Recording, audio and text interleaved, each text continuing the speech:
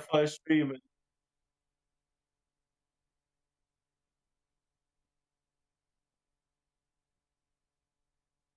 Stay around.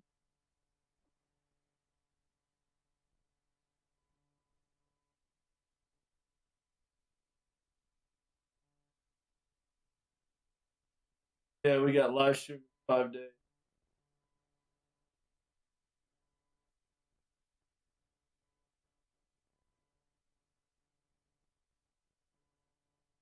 I DM'd it.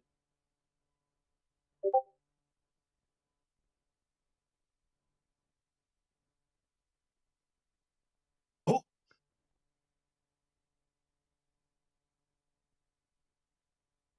Oh, grass.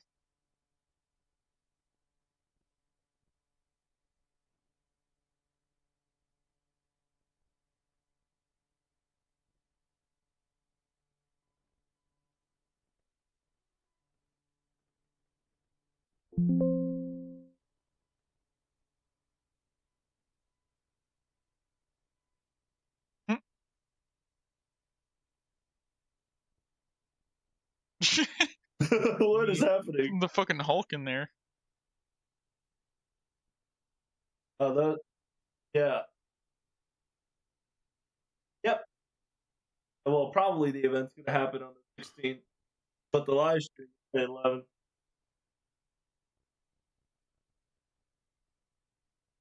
That's their winter caravan. Yeah.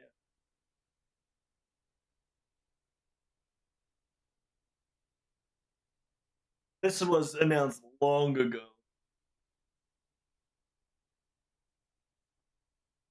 It's staff talking to cast talk. Yep.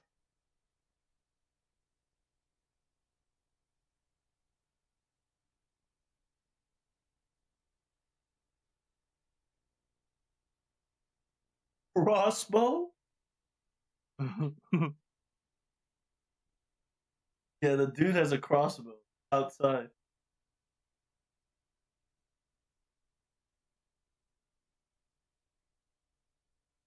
Oh no, he's wearing just a towel.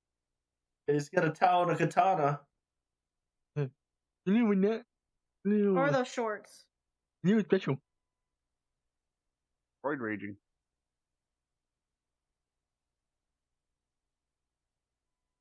Oh, it's black. Man. What's up? Darty, we're streaming. Shouting on the Sorry. phone. Boy. My bad.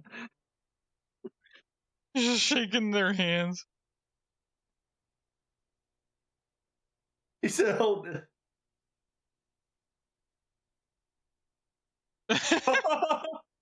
Why is he beating the cop? I have to whoop this cop real fast. Oh, taser! Taser! Dog caught shit. I have flight cat. Sorry, yeah, it's about the. Hello, everyone. They're watching like.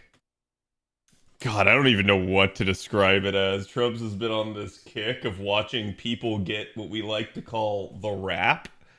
And essentially that is people that, I guess in certain states, when you resist arrest super hard, you actually get, like, wrapped. Like they literally go in and it's not like a straight jacket, but it's like a very close equivalent to that. So Trebs has been on that kick of watching those. It's been pretty wild. We just watched a girl get tased and then wrapped. Yeah, basically human burrito. They put a helmet on them and everything so that they can't hurt themselves.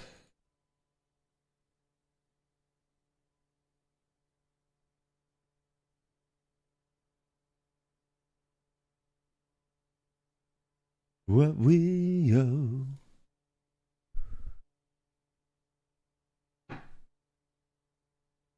All right. I just got to get the tweet out here and we should be good to go, chat.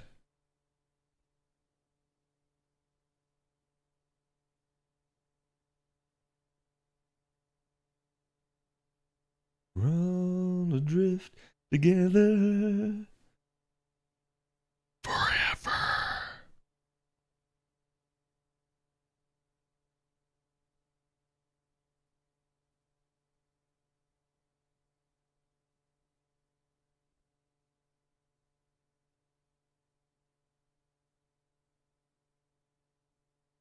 Doom, doom, doom, doom, doom, doom. Mr. Creamy, thank you for the 73. Ern, thank you for the 42. Thank you for the 37. Appreciate you guys. Everyone had a good weekend. I'm sorry for not streaming. I definitely need to start streaming on the weekends again. I just haven't been feeling it.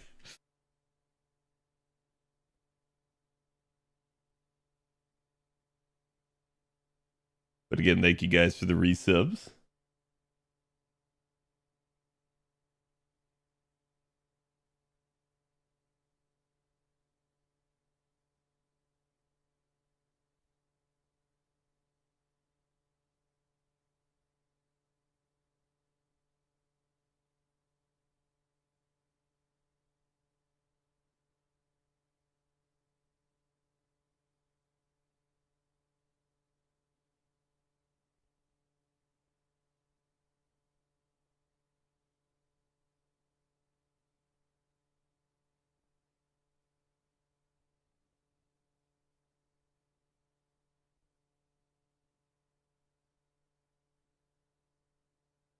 Okay. Think we're good on that front. The tweet is live, chat. Do me the favor, go give it some love. Got you guys today's sauce.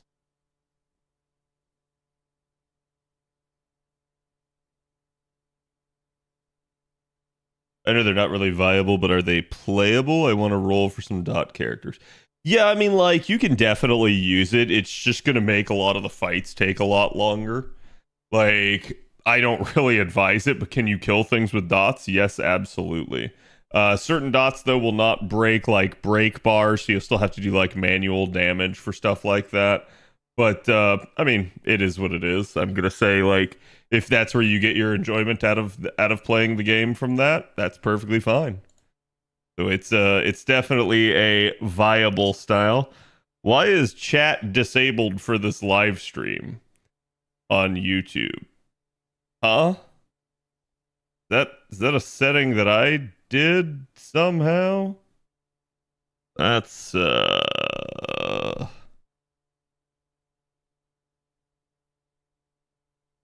don't recall doing that.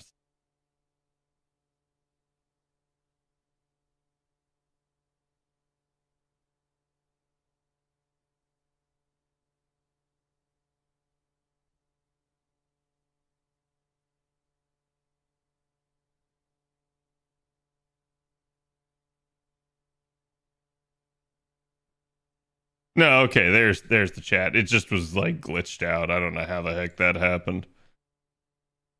Okay. All right. Should be good to go. Let's get this party started.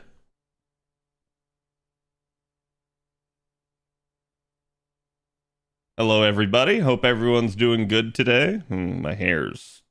I don't know. I need a haircut.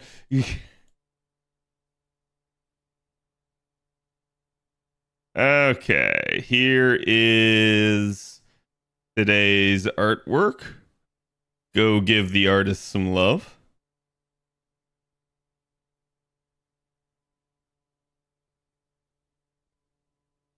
And give me 1 second, chat. I need to answer a DM.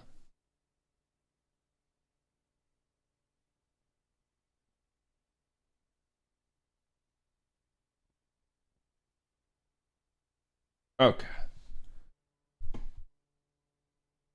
Hello, everybody. Is it cold in Florida? Last I checked, no. It's like 70 degrees right now, but I think we got like a front rolling through or something tonight. I don't know. Yes, today is Janu's birthday, so that's definitely going to be a nice thing. I should have storm pods because this is JP. Why do I not have storm pod? Okay, that might be why. Normal John, not Jalter. I mean, I feel like Jalter kind of needs to celebrate it today, maybe too, because like I don't know that Jalter actually has like an actual proper birthday at that point. It was June 2nd. Oh, okay. Whatever you have to convince yourself of. And let me guess, that's you reverse engineered the date she was wished into existence. What, are you pulling a 3-day resurrection meme? I don't think that works like that.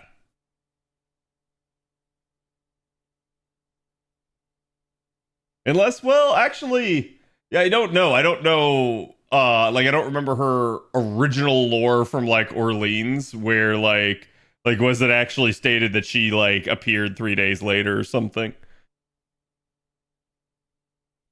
Cat rolling for NP5? Probably not. And like I think that'll depend on like luck here, but I'll probably give it like say a pack or something. But basically what we have going on so that everyone's aware is they started the rotational raid ups today basically for the new units. And on the first couple banners there, we immediately have an Umu banner, and so I'm going to be trying to acquire Le Umu. That is literally one of two saber faces that I currently lack any copy of on JP since we got MHX via the GSSR. And Jarcher's the other one, so I'm going to be trying to complete the collection, but I don't know that this is necessarily the best banner for me to roll on with regards to that. Like, I would much, much, much prefer rolling Saber Umu if she was paired up with Umu Bride. Instead, she's paired up with Altera, who I don't really have much plans to use. What the heck happened here?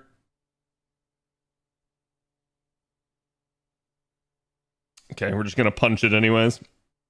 I think the low chance of not getting a crit procced.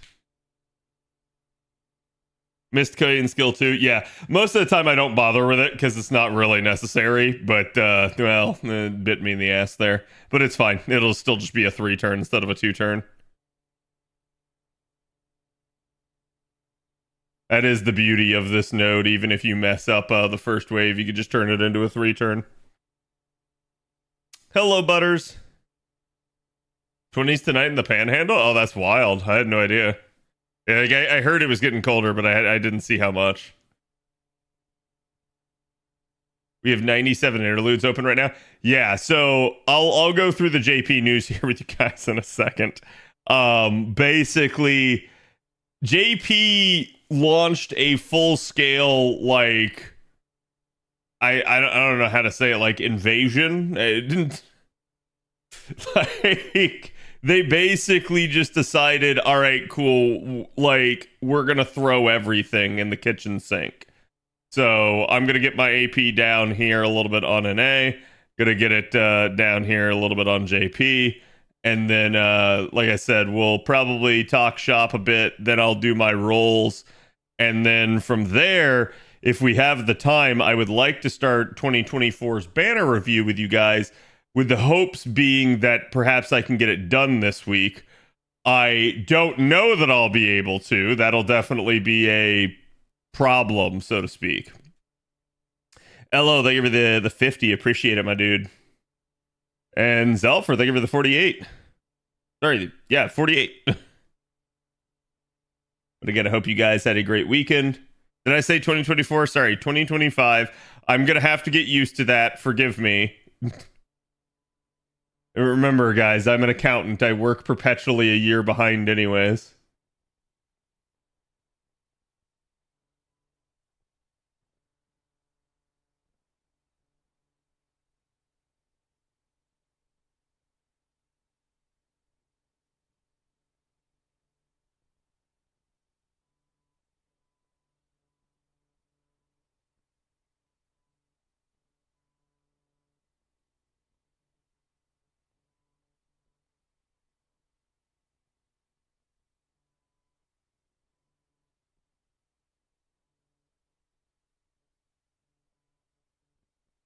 Wait, is Pippa graduating? Did I read that right? Sorry, I was just staring at Twitter there on the side.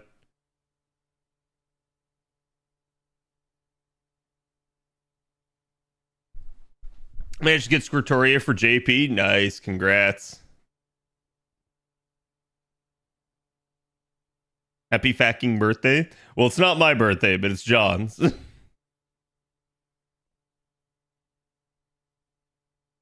Is 6.5 necessary to understand 7? There will be in the first sequence or two allusions to things that happened in allusions to things that happened in 6.5. Like, it literally, you get cliffhung at the end of 6.5 and they discuss that cliffhanger. To understand the greater whole that is 7, no, it's not necessarily necessary. Yeah, my birthday is in October. So chat, we are already Bond 10 on CL. It's not surprising. CL's like literally one of my most used units since she came out. She has been used in so many nodes. This is not me like power grinding her, anything like that. This is her getting routinely used in Ordeal Call Storm Pods and her getting routinely used in Event 90 plus pluses.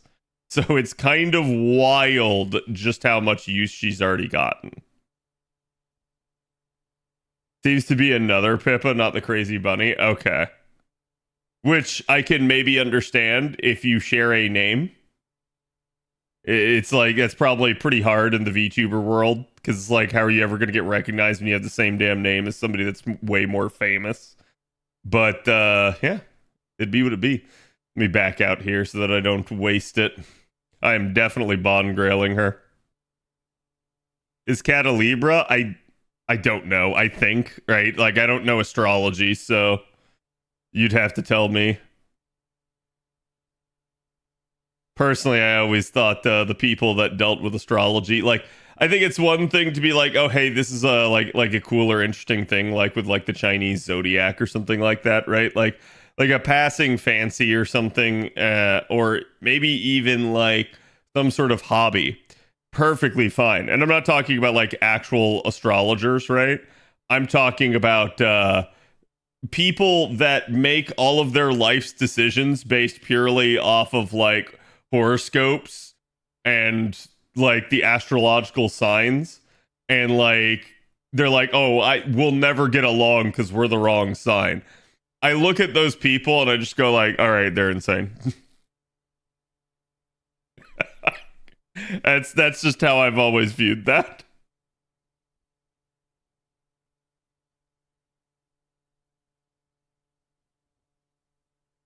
Only when Mercury's in the Gatorade or something? Yes, precisely.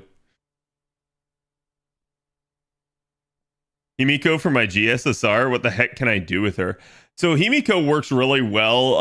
Have you ever used like Super Orion?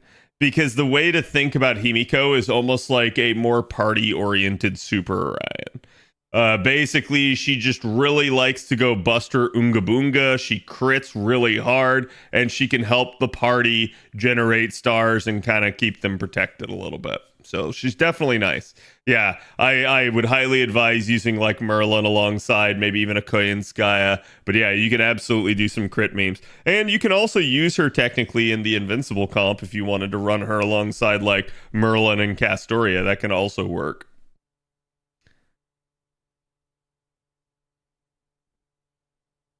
Who is better to get, Phantasm Moon or Aoko? Ooh, this is a spicy question. I'm going to say the jury's still somewhat out, but my preliminary answer is Phantasm Moon. And this is going to go back to the exact same problem that I pointed out when Aoko was first released. Aoko is not a bad unit. However, Aoko is designed very similarly to what I consider to be a bad unit. And that's, she has the same sort of mechanic that Jekyll and Hyde does. And that's not a good comparison to draw. People yelled at me when I first pointed it out about Aoko. I don't think she's a bad unit. I do think she's a lot more capable than someone like Jekyll and Hyde is. But somewhat of that problem still exists where in order to really make her pop off, a lot of it's going to come from getting her to her NP and activating it first, which means that you pretty much have at least a singular turn delay before you can really start to do a lot of stuff with her. Again, I do think she is still very capable and can definitely card pretty hard.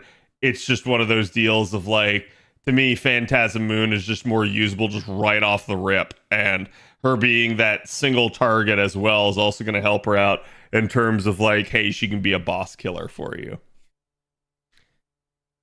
Yeah, Oko is going to require a proper team composition and a lot of setup. Phantasm Moon's just probably going to require a proper team composition, and that's it. Call me when it's Jalter's birthday. It's never Jalter's birthday, Andre. I've been informed.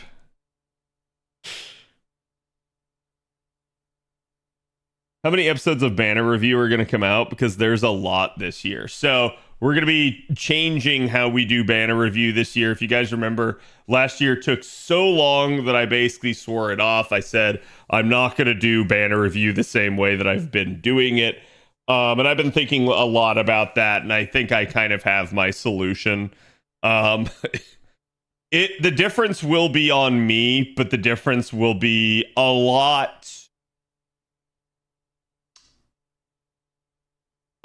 less. That is to say, Banner Review should be, I'm not going to say that it's not going to be like a long video or anything like that, but it should be markedly shorter in terms of its overall length. So don't be expecting like 4-hour videos again. It's not going to be that way.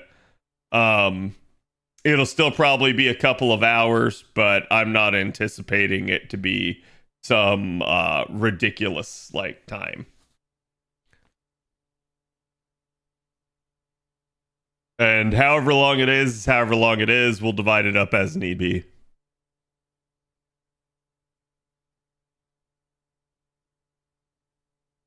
Well, so rude. Why didn't you like it? I'd have to go back and look at Jalter's original lore, but I don't remember whether or not she revived within 3 days or whether or not you guys are just memeing.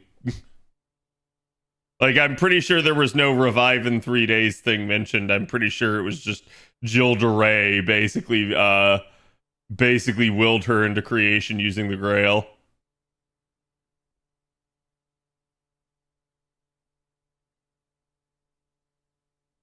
I like the deep dive banner reviews, but I understand it's extremely time consuming. Oh yeah, no, like, so to put this into perspective, chat, whenever I make a decision like this, usually like saying like, hey, I would like to drastically cut this down and like cut it back, right? I'm not just making that decision based purely off of me, right? I'm making it after weighing all the factors that have gone into it. And one of those is quite literally the editors. It was a bear to get the editors to get those done, primarily just because of the sheer like hours of content, right? Like, that's why I don't really want to do that to the editors. And I feel like after a certain length, most people tune it out to a degree. And I don't blame anyone for that, right? Like, I know my videos get long-winded, but there's a point where I know, like, there's such a thing as too long. Like, if people want to treat it as a podcast or something, that's perfectly fine. I understand and I appreciate it. But I also understand that some people would prefer to get the content in a much faster method, basically. And I don't blame people for that either. Like, I myself, if I go to look for content on YouTube videos, usually don't want some sort of long-winded explanation unless I'm looking for like in-depth, nitty-gritty explanations of like, hey, this is how this particular thing works.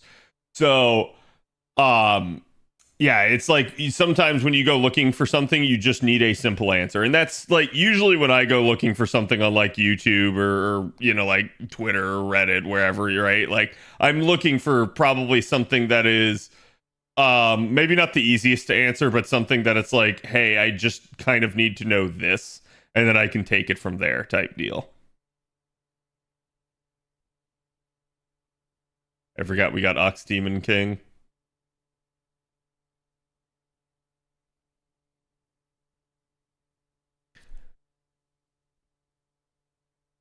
How long of a video is the review of every Bonsi video gonna be? Probably not as long as you think, because I'm not gonna review every Bonsi like physically one by one on screen, right? Like I will group them and summarize them and explain why they are the way that they are, so that it cuts down the information into much more of a like palatable and processable group, if that makes any sense. Yeah, because like again, it's the same deal where it's like I understand some people would like me to go over every single CE. Other people would just go like, "What the heck? I'm not going to watch this." And then inevitably, somebody will probably take the video that I make, watch it, and then go like, "All right, now I'm going to make a like 2-minute video of like here are the like top 5 things." And like it just is the way it is, right? Probably that's on me. I probably need to get better about making like short form content in that regard, where even though I have a longer form video, I need to take short form out of it and start pumping that out.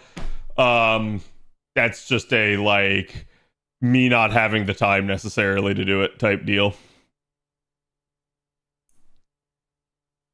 A lot of early Bonsis are all the same effects. That too, right? They're very easy to group up and lump together. And like I said, I did it years ago. I'm already aware of like the parameters of what makes a good Bonsi. All right, so that's JP there real fast. Let's go do NA.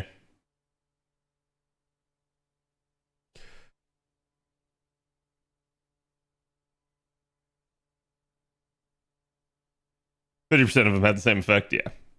Your video is very helpful. Thanks for what you do. I appreciate it. Yeah, like I said, like I know some people like the longer form content, and that's perfectly fine.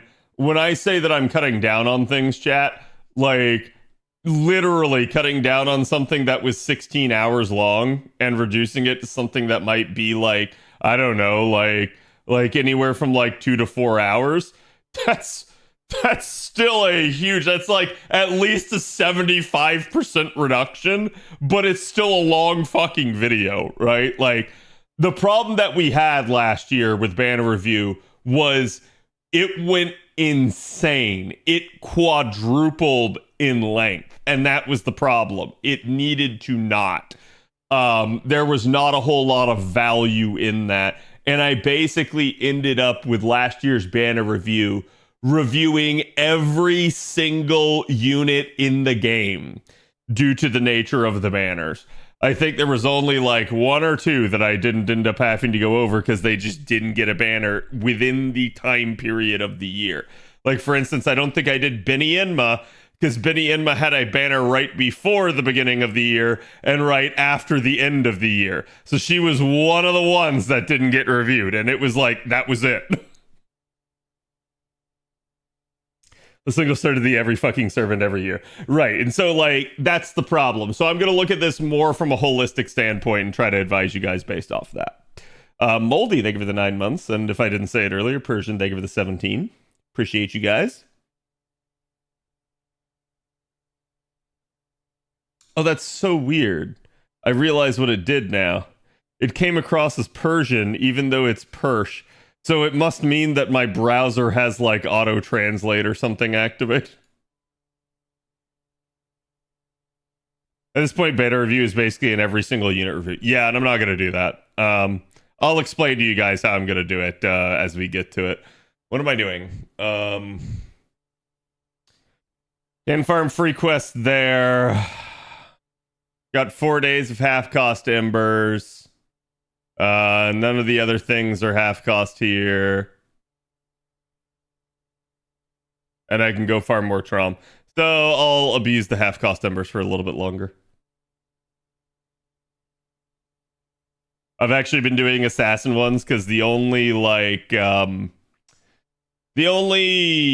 normal class unit coming out in the next month here is basically Tez as an assassin. Everybody else is some form of extra class, which I'm just gonna tell chat, get used to. This is the way that it works, unfortunately.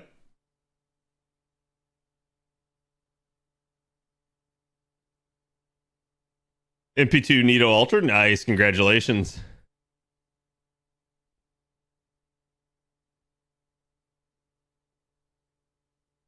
Appreciate it, Anubis. NP2 of her in one multi last night? Goddamn, nice. You ever make blue apples and always use AP daily? If so, how do you save them for lottos? Running into a problem this April's lotto? No. So I definitely do make blue apples. I'm really efficient with my AP. So like, for instance, right now you see me grinding embers. Why? Well, one of my long-term goals is getting units to 120, so that's already just a huge deal. And secondly, it is half cost embers at the moment, so this is a good time to actually spend my AP. However, you will see the occasional thing where it's like, oh, I don't know, maybe like the only campaign is like half cost story, and like I'm already done and caught up with the story. Therefore, there is no like actual campaign for me to do at that point in time. So what I do from there is I do my 3 runs that day in order to get my dailies done. And after those 3 runs are done, all the rest of the AP gets converted into blue apples. So that's how I usually make them. So at minimum, I always do 3 runs a day. But if there is no half cost or like more beneficial opportunity for farming going on, I am usually converting blue apples and not playing at that point. As to decide what to spend the 3 runs that you have a day on, I mean, that can be anything that your account needs. Usually for me, I go into a free quest and I farm some materials because that's probably what I need more of.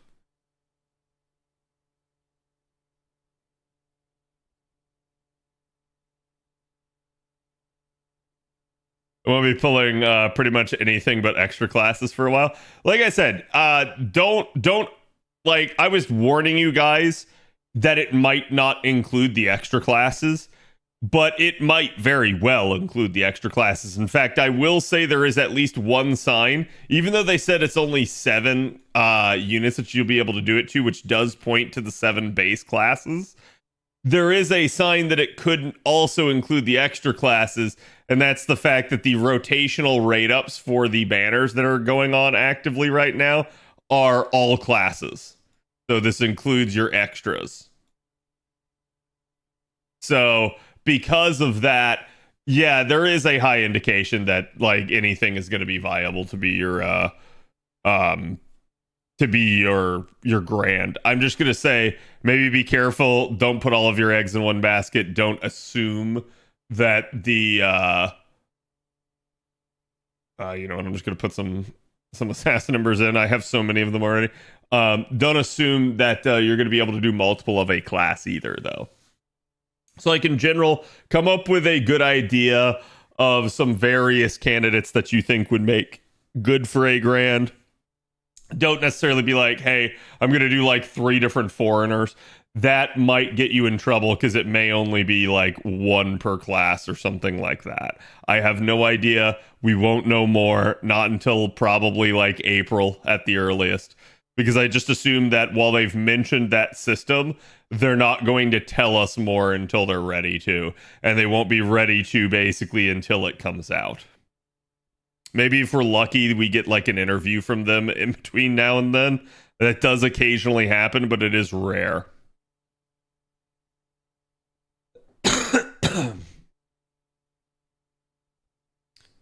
Do dailies to make blue apples? Yep. That's how I always do it. You think it's worth starting a JP account for an NA player right now?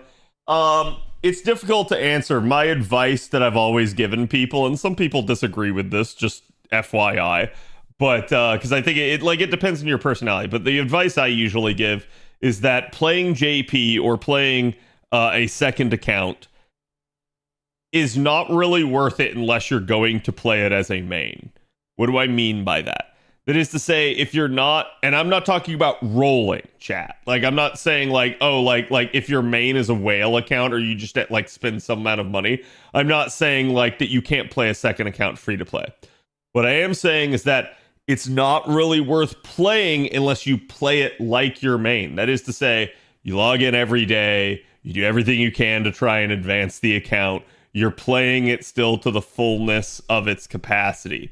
Because otherwise, you're just going to find yourself probably perpetually falling behind, not being able to catch up on things, and like being frustrated with that, which will eventually lead to probably some amount of burnout and a further lack of playing. Potentially even quitting the server altogether. I've seen this time and time again. I've watched people over the years like, hey, I'm going to start a JP account. And it's usually because like there's a character that comes out that they really like. They play it for about a month and then they just don't play it anymore after that. So that's usually why I tell people that is like, it's probably only worth the effort if you're actually going to keep tending to it and keep like working on it over time. If you really like that idea of like having a second account or playing on a different server and you think that's for you, I think that's a-okay. And like at that point, yeah, absolutely go for it. There's no time like the present usually. And it's at that point, just like go for it, because the longer you delay starting, the more you miss out on, the more daily logins you don't have, yada, yada, yada. But is Final Ember enemy pretty much always the same class? This is an interesting aspect. This is not the case in lower Ember ones, but in the level 60 nodes, basically what they do is they say, okay, whatever the node is that you're actually in will always either be the correct class for that type, or it will be a berserker. You will never get the wrong class for your end enemy, and usually that final enemy drops like times 3 of the ember. So it's still basically the same amount of embers as doing a lesser rarity, but they're all 5-star, and you have a dominant rate up. So for instance, I'm in the assassin node, and you can see I did get a lancer, but I still currently have more assassins. It doesn't mean you can't get a rare spawn where it's like, oh, all of a sudden, like, all of these are just Lancer, and you're like, what the heck? That can definitely happen. But essentially, the way I look at it is, it's just the easiest way to get the correct class that I want.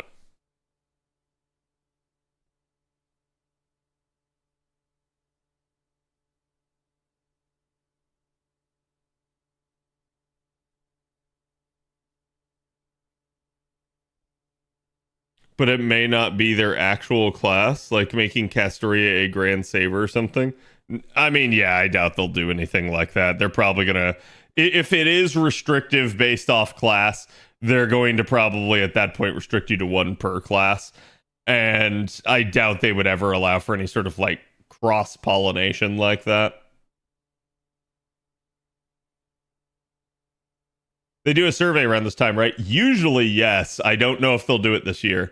JP's survey was like mid-year last year, so who knows? They may switch to doing it mid-year on JP or something like that.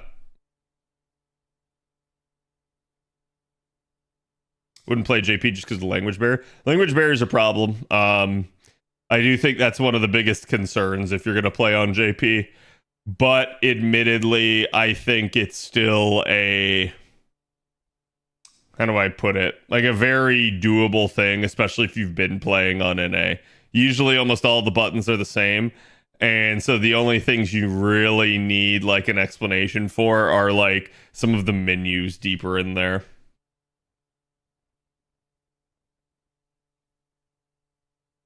Spending money on it for units I never even used. Yeah.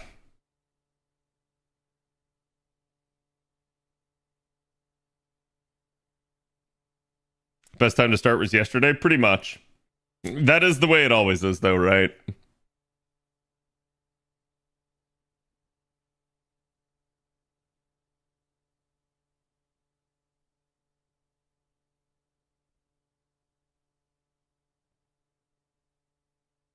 To my knowledge, that is not what I heard, Avalon. I have not heard anything as direct as that. But I think at least there's signs that indicate that, like, yeah, hey, it's probably the case, right? Like, again, if it were just going to be the 7 base classes, then they would just have like the 7 base classes on rotational right up here. You wouldn't have the extra classes, I would think. Not gonna lie, I would have liked to see the official grands. I mean, the closest thing that we have to that is in LB7. Where it's like, this seemingly is what the ones were for that. But again, this kind of boils down to the concept of grands. And people over the years assuming that there can only be like one candidate for grand. There can only be one at a given time. Not that there can only be one ever. And so a lot of people didn't understand that. And that caused a lot of like nerd debate / lore battles over like who can and can't be a grand. When the answer is everyone can be. Like in theory, if the situation applies specifically to that servant, they could be a grand. Like for instance, I don't know if like Jeanne d'Arc somehow got like possessed by Cthulhu, you could have like Grand Saber Jill de Ray. And it just is what it is. Oh, I put the defense down. I was like, what the heck was that?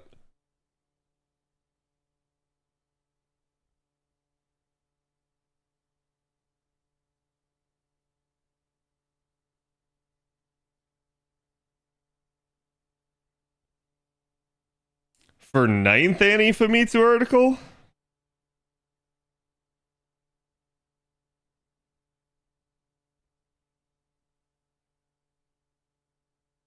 I'm not sure that's necessarily connected though, Avalon. I'd have to go back and look, but yeah, I'm not like gonna 100% that.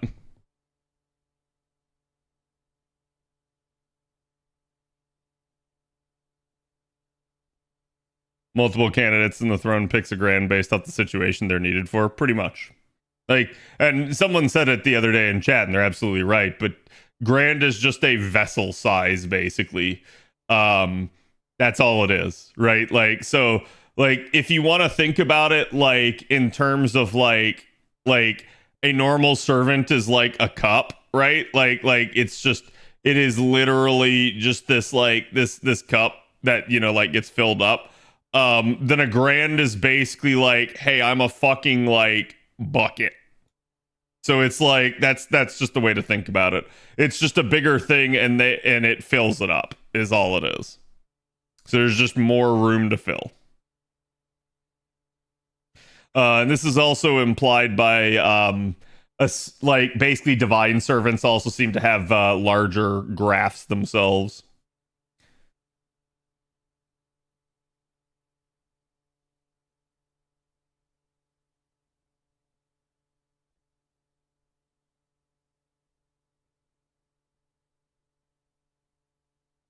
When do we get the Venti servants? I don't know. And I hope that if Starbucks ever sells grand servants that they will keep them reasonably priced, which we all know that they will not. I don't think what we can do is duplicates. Yeah, I don't think we can do duplicates either. Like, I think you're going to have one of, like, each class. At that point, though, I'm going to say it's kind of stupid to restrict it to 7.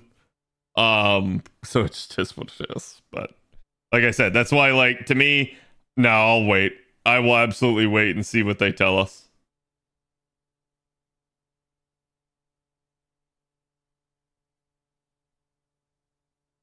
By the way, chat, don't forget, get your New Year's panel missions done. I've already done all of mine. They're not difficult. But you only have like 4 more days, so get them done or you're going to lose it.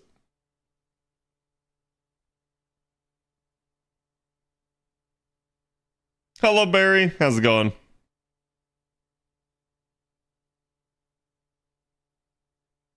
You ready for the next 2 years of people asking if they'll bring the Grands system early to NA? I mean, am I ready? Chat. Like, every day with some of y'all. Every day. Every day that I have streamed for the past, like, how long have I been streaming? 7 years now? Every day for the past, like, 7 years, I get asked the same questions over and over and over again. So am I ready? I was born ready. Like, it's I don't even care. It doesn't even bother me. I just answer people's questions when they ask. It pisses you guys off more than it does me, I'd say.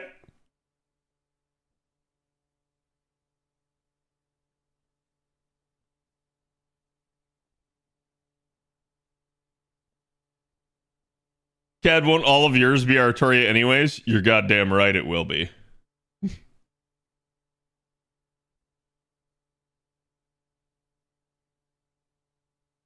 We discover more grand slots with grand extras. I mean, that'd be nice. Like, I'll say this: so far, based off of our very extremely limited understanding of it, they have implied that there will be specific fights that you will need to use the grands for.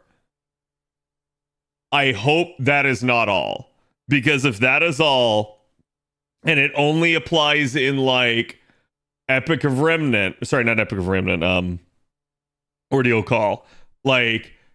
Wow, that's a cool system that does fuck all, right? Like I hope they do more with it than just that, because that would just be extremely boring and disappointing in the end. So I'm gonna assume they will either expand it at some point or that it will apply to just more than we're thinking, because otherwise that is so much work for, again, so little reward. And to be honest, I would actually say if that's all it is, in the end, it would actually be a net negative, as it would cause more annoyance and like upsettedness in the community than positivity. Because people would be like, what the heck? Why aren't they expanding this system? So that's where I'm going to say, like, don't expect like you're going to be sitting here just farming nodes using grands. I don't think that'll necessarily be the case, but I do think it will apply to more than probably the limited scope they've given us so far.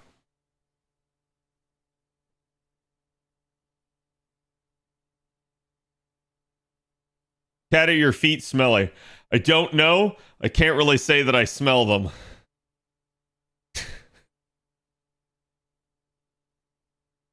Do you sleep with your closet doors open or closed?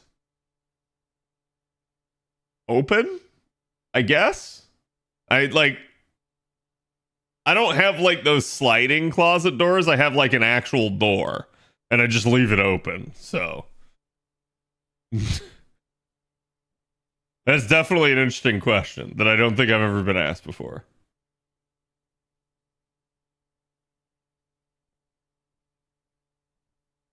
Yeah, I don't think you're going to be able to farm with it, but I think if it only applies to the finality, what a fucking waste, and I will call them out on it.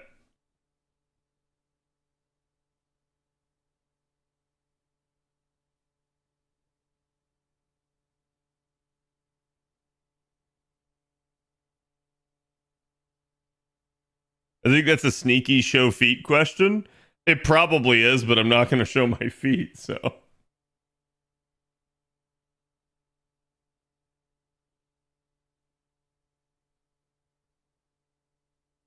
Basically on an errand run.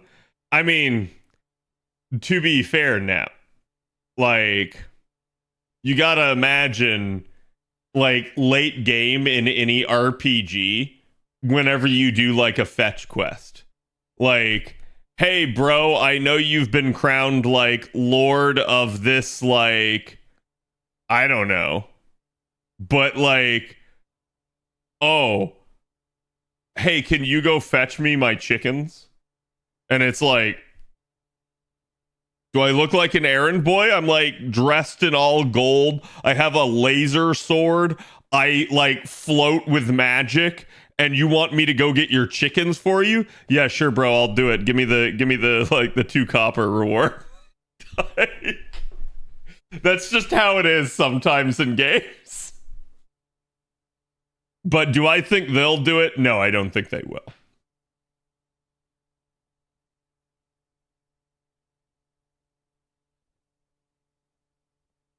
You're God King of the universe, but can you go pick up the milk, eggs, and butter? Yes. I not only forgot how to cook the recipe, but I also forgot the ingredients. Even though I already pre-ordered the ingredients, can you go pick them up from the grocery on the other side of town for me? Also, find me the recipe. But you have to go into the sewer and kill 500 rats to get it.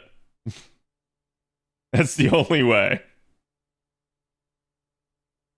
Okay, there's NA done. We don't have to go back to NA for the time being. Yeah, you know what? Let's talk news here, chat.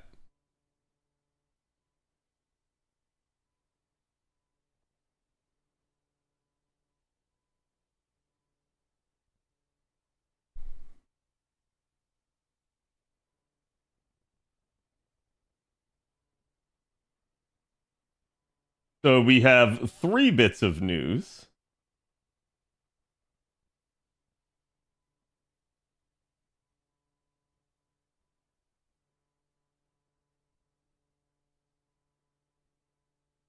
How do I want to do this? Yeah, okay.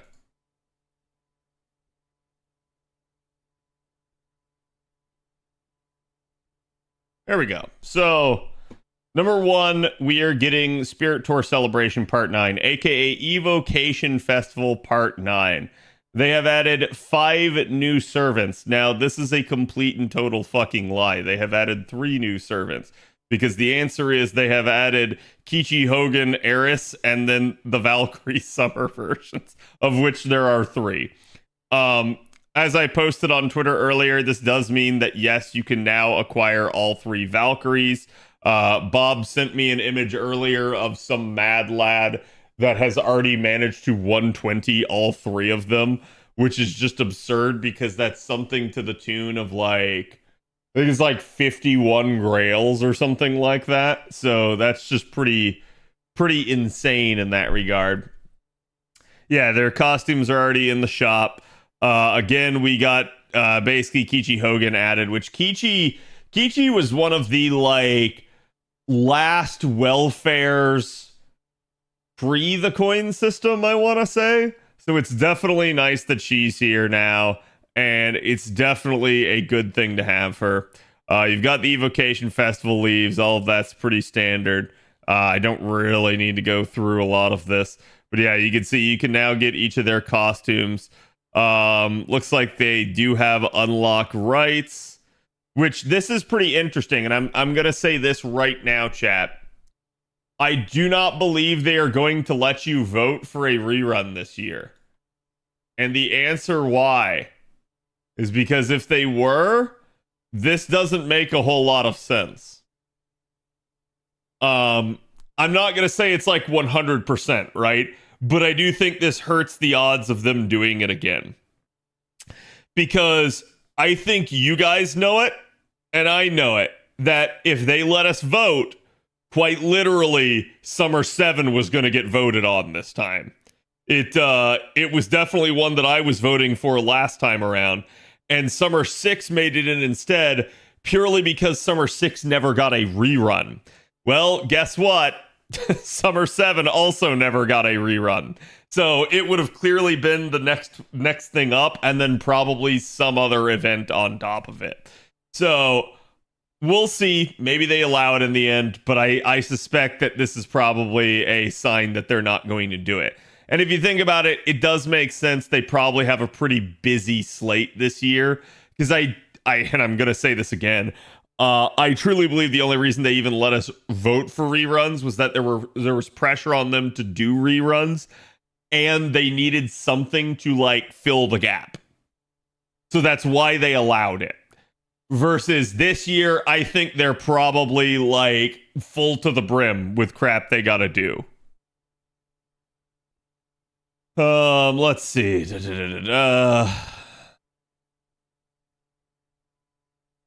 Okay, so it only costs mana prisms for the costumes. You have to meet certain conditions.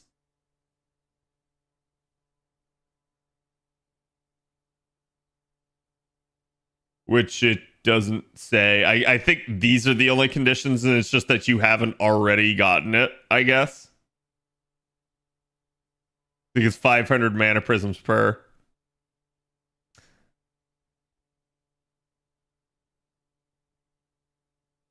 Comfy check. Is chat comfy?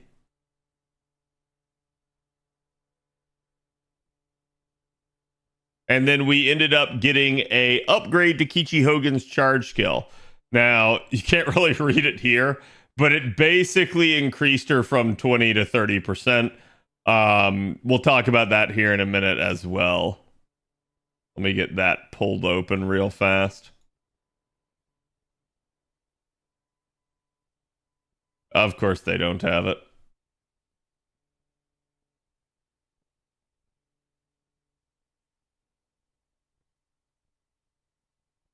What? Is it 2 eyes in Kichi? Yeah, there we go. God, sometimes I hate this search feature. It's way better now that they added this actual like bar at the top, but it still can't find certain things. But yeah, we'll talk about that in a second. There are basically going to be half cost of the strengthening quest for Kichi Hogan right now. Definitely fine. Let's see. Get a whole bunch of like leaves and stuff for logging in. There's also limited missions. Yeah, and so it looks like it's basically based off their level, of which I think I logged in and I had all the missions done. Because I think it just requires one of the Valks. I don't think it requires, like, sorry, not even one of the Valks. It just requires literally one of the units from the Evocation Festival. Again, I assume this is translation issues. Sleuthhild Ortele. Okay, yeah. And so then we have the actual celebration campaign for it. Again, you guys can see they gave out like all the old evocation CEs again, which is really weird to me. I'm not sure why they did that. But I know I basically got them all on logging in.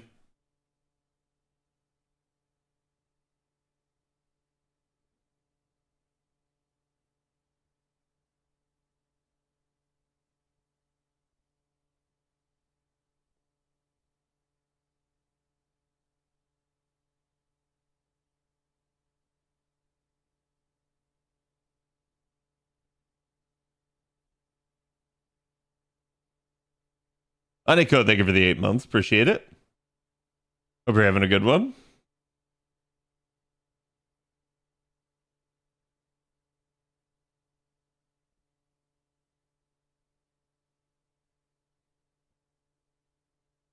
Okay, so it looks like they've permanently added 1,000 leaves for clearing LB7 Part 1 and LB7 Part 2. So, yet again, they are trying to incentivize you guys to actually like clear the story and get caught up and get to Ordeal Call. I've said it once before, I'll say it again. There's a lot of signs indicating that people are not getting through LB7 on JP because that's where they're primarily focusing a lot of their stuff, is like getting people into Ordeal Call. Because to me, Ordeal Call and its content has not been hard at all. The hardest content in Ordeal Call has actually come via some of the like challenge fights in the like Storm Pod area, where like the free quests are. We occasionally get challenge fights there. Most of them are not difficult, but that's also where the Olga quests were. Some of those are somewhat difficult, I would say. Versus the actual like Ordeal Call fights, there really has not been a difficult one yet to me. Not one at least that I think would be like anything you couldn't handle. like literally based off of just clearing like LB5. Etho, thank you for the prime. Appreciate it. Chat, can we get some love for our newest sub? Welcome. Enjoy your emotes. Looks like we gain double experience by strengthening the target servant. So its servants related to the festival will earn double experience. Yes! Oh, that is so good. That right there just solved my issue. I have been having a moral dilemma for the past couple months as to what to do with my grails. And the problem with it is there is completing my current like roster of 120s. And then there was Evocation Fest giving essentially 2 times experience. So the problem for me was some of the saber faces are going to appear over the next 2 years here via the Evocation Festival. Most of them, again, 4 stars. So a 4-star, in order to get them to 120, that is 17 grails. That's definitely a lot. And it was something where I was like, just time differential. I was like, man, I don't know that I have enough to be able to actually like sit down and do this. But this is literally a repeat. So we are getting double experience again for all the prior Evocation Festival servants, which means there is a round 2. So I don't have to get them done on the first try. So that's actually amazing for me. This bails me out. I'm now free to do whatever the heck I want with my grails. Okay, targeted servants will have their attack power increased by 50% on all quests. You can also increase the amount of bond that you earn with them. Looks like they've added new items to the Da Vinci Rare Prism Exchange. And it looks like it's these craft essences, of which I'm not sure any of them are actually valuable. Yeah, they're literally just commemorative ones. So it's like if you want them, if you missed them, feel free, you can buy them, but not a huge deal. So again, that's your Evocation Festival news, essentially. We also got the Saber Pickup Weekly this week. So I was talking to Trubs about this. The way, to my understanding, that this works is, and I'm going to say this, and I'm going to literally clarify it afterwards, because Trubs kept saying this exact same line to me, and I was like, what does that mean? And it's not Trubs' fault. There is a weekly rate up, a rotational weekly rate up for units. Because my question was, okay, but is there an order to it? Have they given us a schedule? Because in my brain, I was thinking like, okay, it's going to be Sabers the first week, and they're going to just rotate through them on a daily basis. No, the banners rotate by week. So each banner will be available throughout the week. And that's definitely something that's weird about this. They've not really made that very clear in a lot of the dialogue. And it was difficult to ascertain what it was that they were trying to do. So again, week 1 here, it's all Sabers right now. And you can see these are basically going to be your units on rate up.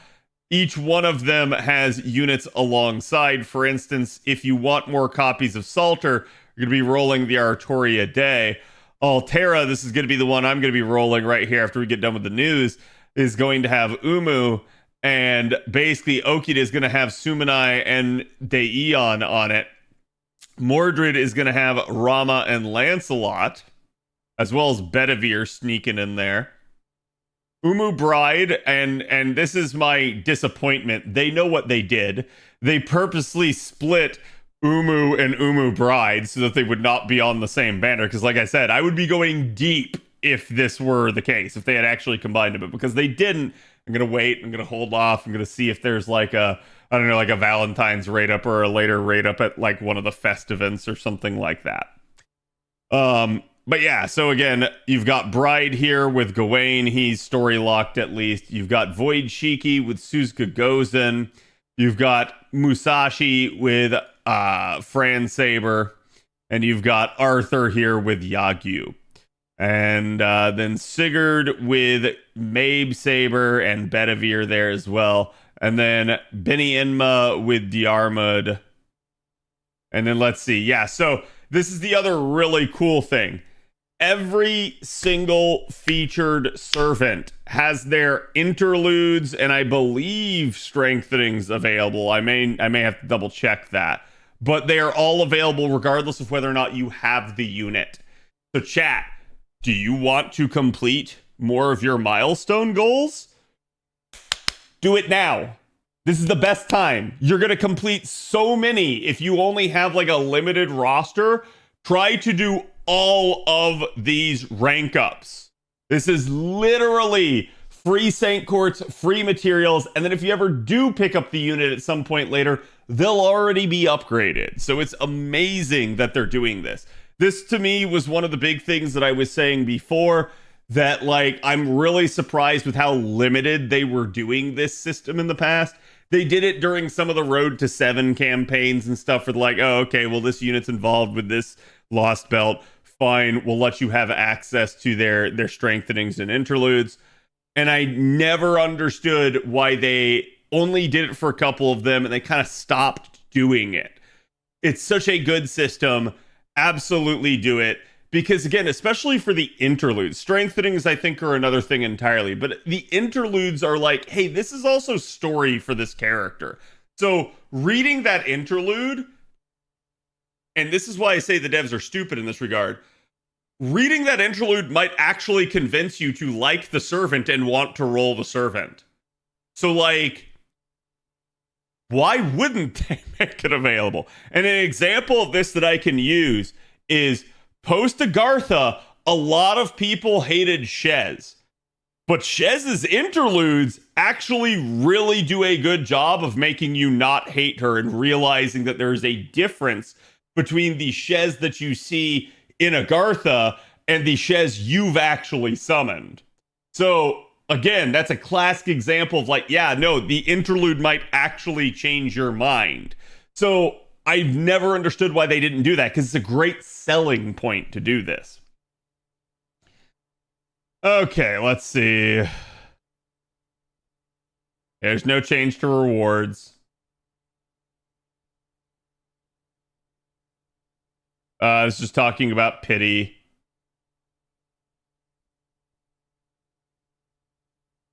And then there you go. Yeah, so I think it's just the interludes then. I don't think it's the strengthenings. Which is sad, but either way.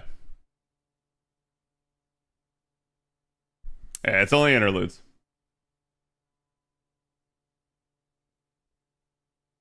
Is it only interlude or rank up also available regardless?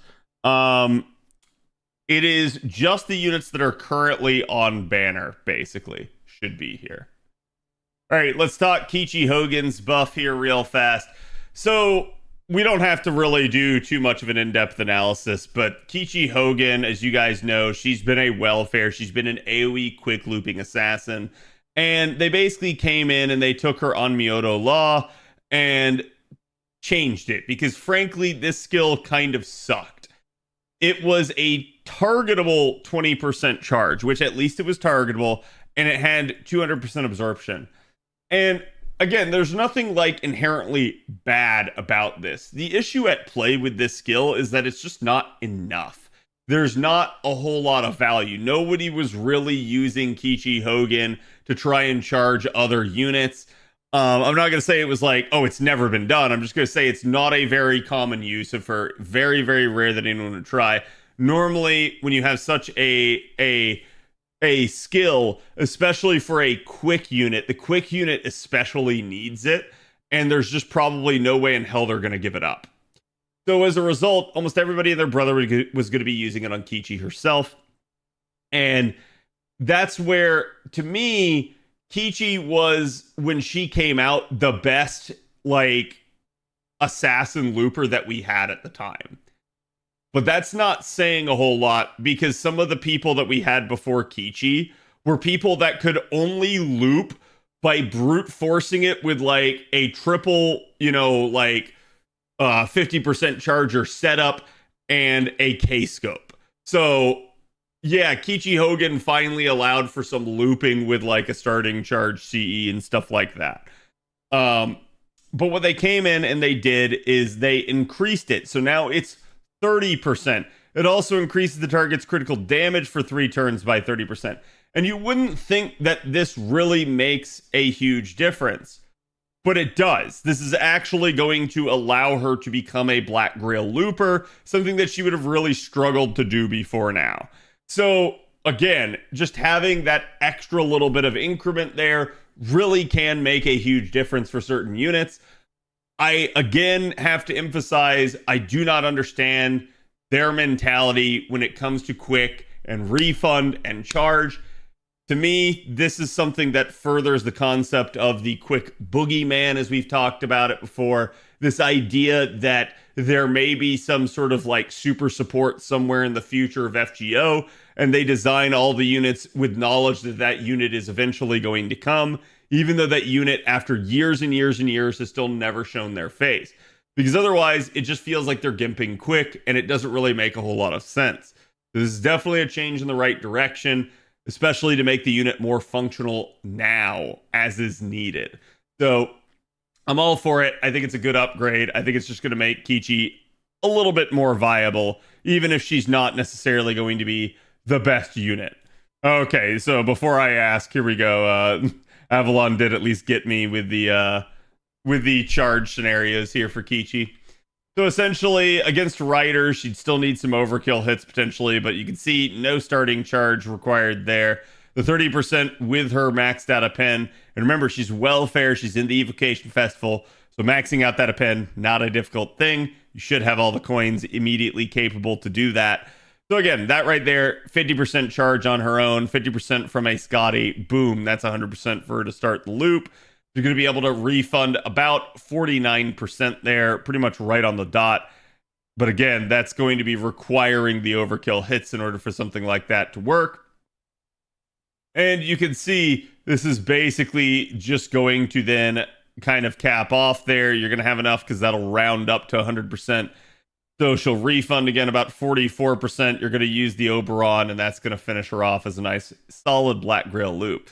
This can also be done without overkill hits, basically, if we use triple Scotty. So this made her just more viable for multiple setups. It's the easiest way I can explain it. It works so much better for her now. Having this 30% charge works a heck of a lot better for Scotty systems than usually 20% does. It's that nice even 50% breakpoint that they like to hit. It's that synergy with Oberon, and it's also that synergy with their own append. So getting 30% usually a really, really good deal. Units that have less than 30%, we're definitely seeing them struggle with some of the compositions that they can actually pull off.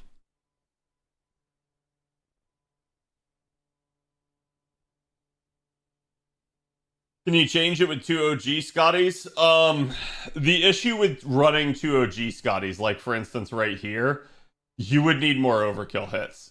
Here, it should be doable. Again, you've got 53% refund, so that's probably fine. And 53% refund, so that's probably fine. You would need to probably be careful, and you might need an overkill hit or two, but usually it's not difficult to get at least the 3 hits of overkill, right? So you just might need like, oh man, I needed 4 or something instead. What about Bride instead of a third Scotty or Oberon? Why are you asking questions? No, they're good questions. Bride is usually really good on the refund count, but consider this. How much is Kichi Hogan refunding? Let's look. Bride is probably fine with Kichi Hogan. And the reason why I'm going to say this is because Kichi Hogan is a 50% refunder with 2 Scotties. Who will not work with Bride are people that refund usually like 30% or less. So Achilles, Shonagon, like units like that where they're like, hey, I'm a quick unit. Hey, I refund, but I refund very little. Bride can only help so much. So usually the more latent refund you already have, the more of a magnification effect Bright is going to have. If that makes any sense. So, see, like, I could probably get it to work, but I'd have to ask Avalon to actually, like, math out the numbers. But it just is what it is. Dad, do you know if extra effectiveness up works like a card type up buff? Like, does it stack multiplicatively with other buff types, or is it additive? Let me be sure I understand the question. Are you asking when stacking with another extra attack up or an extra performance up, is it multiplicative or additive? Or are you asking how it is in relation to other buffs? Like how it, like an extra attack up with, say, an attack up. Like just a generic attack up, right? Because if it's like you couldn't have, like, say, Buster up with extra attack up because, well, your extra attack is not a Buster card, it's an extra attack. But with attack up, for example, yeah, so that should be multiplicative, to my understanding, right? I'd have to go back and look at it, but it depends. Yeah, it'd be additive with itself. So, like, for instance, with Phantasm Moon, she can get 2 of the same effect in that regard. It would be additive with itself. But with other types, it should be multiplicative. I actually don't know, like, off the top of my head, what the extra attack up buff is considered. Like which group it falls under.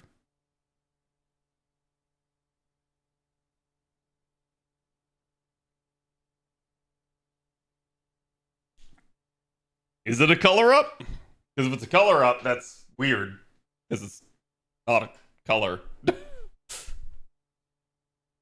But yeah, at that point that it's, since it literally can't multiply with any other color buff, you would be, and when we say color buff, chat, we're meaning like Buster up, Quick up, Arts up, right? Like the 3 card types, the 3 colors, if you will.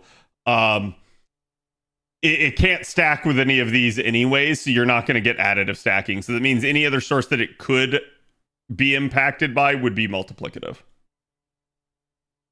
Because there's nothing else in the same category with it. That, at least that can impact it. NP damage would not. Power mod would. Super effective would not. Attack up and defense down both would be multiplicative, and they're pretty much the only 2 that would interact with it, and power mod.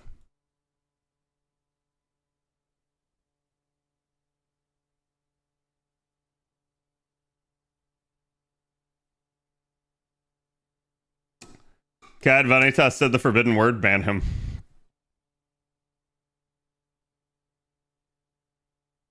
Isn't white the absence of color?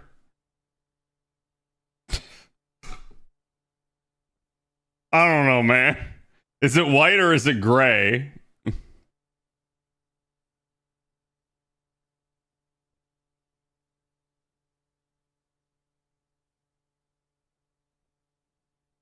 Who else has extra attack up? Fishtar, E-Girl, Arc. Technically every unit with their first append.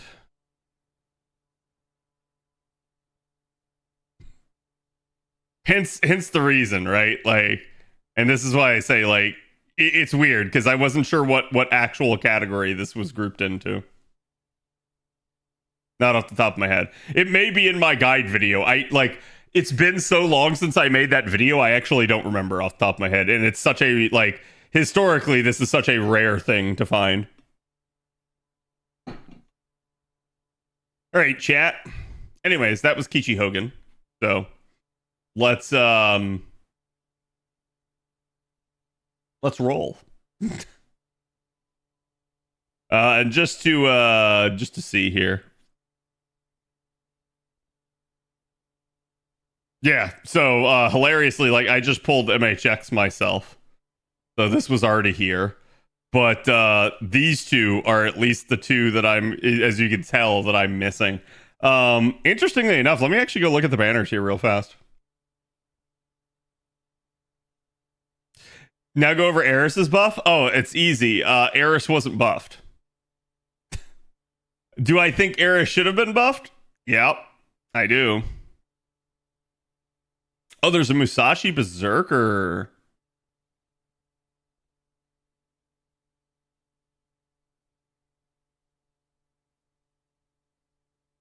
No, my Musashi Berserker's already really strong on JP. She's like MP3 already. I don't need to. Alright, so here's the Saber banners. Yeah, I have all three of those.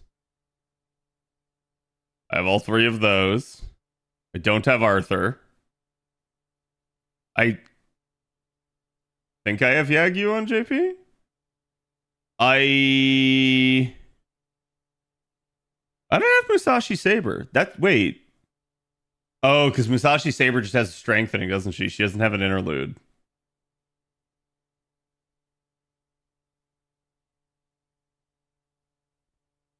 Same thing with Void Shiki, I believe. I already have Bride. I have all those. I have all those. And the only one we don't have is Umu. I have all those. Yeah, so like the only outlier here to me is Musashi, and I assume Musashi doesn't have an interlude. There's a button to check. No. It like not even that, right? Like I'm just looking at the banner. Oh, that's wait, yeah, this is actually kind of odd. I'm surprised it doesn't show like 4 stars.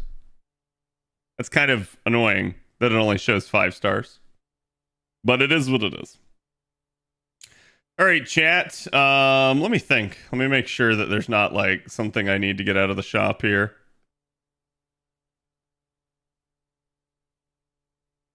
God, this is so many mana prisms. I low-key kind of don't want to do this. They are just eroding our mana prisms. The chat, I was at about like, I think it was 60,700 when I started buying.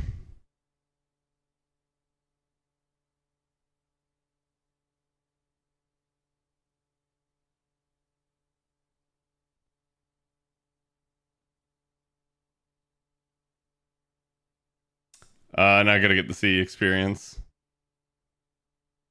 What the heck? Oh, these are old command codes. They're not expiring anytime soon, so I'll leave them be for right now, because that'll bloat my inventory. Teapots are also like, man, I don't know that they're worth.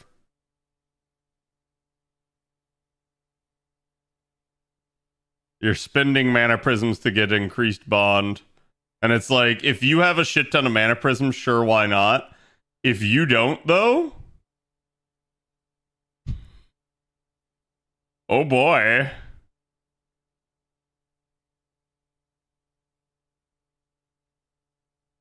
I'll leave all of that there for right now. None of that's going to expire anytime soon.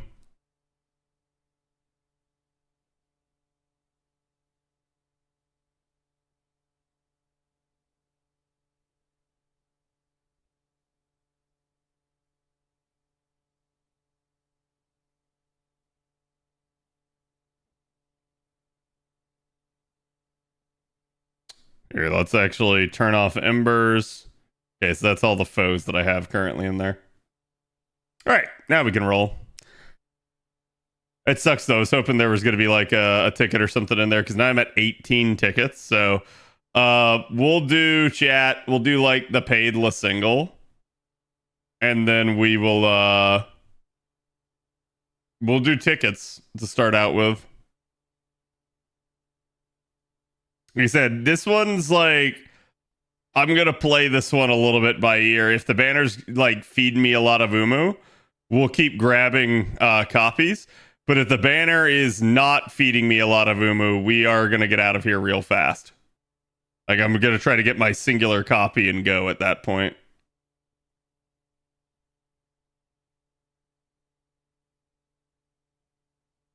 Time to see Altera rolling. Actually, she's already spooked me on JP, which is surprising. Because Altera, like, historically is one of my least spooked units. I think I only have one copy each on each server, if memory serves. She just has not, like, she has shown up, but she has not wanted to show up a whole bunch. God, Fragment 2030. Actually, I think that's MLB of that finally. I think, because I rolled another copy of that not too long ago.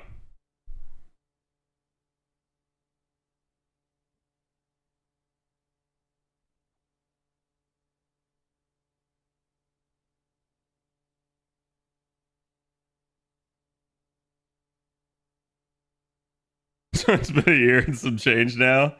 Do it when you can. Yeah, I mean, I'll probably wait until they actually get a proper banner. See, the issue that we have currently ongoing is that now I've been doing unit analysis videos for over 2 years. So I have lapped myself. Like, for instance, I do not need to make a video technically for, like, Nito Alter. I've already made one. I may do it here for some of the early ones.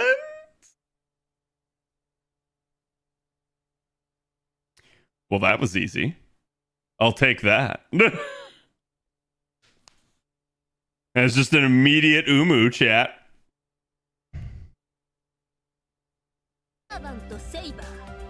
Oh, it's double.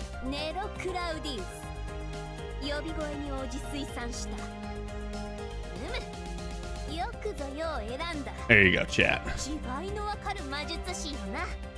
Are you really surprised you're rolling for 4 stars? Yeah, sometimes 4 stars are assholes. Like, I'm not even kidding. I'm sure chat can also, like, back me up on that. But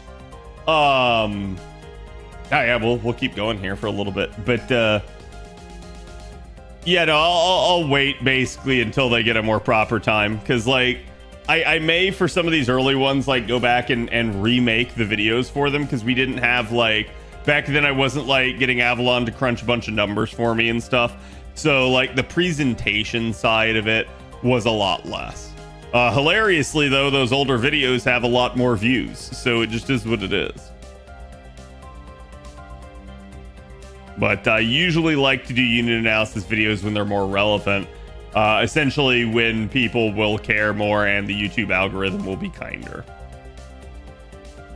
But there's still, as many unit analysis videos that I've done, and I think I've done over like 150, you know, there's 400 units in the game. So it's like, there's still a ton of units I have not covered. But now, as we move forward, I'm going to have to start asking myself, like, who I have already covered and who I haven't already covered.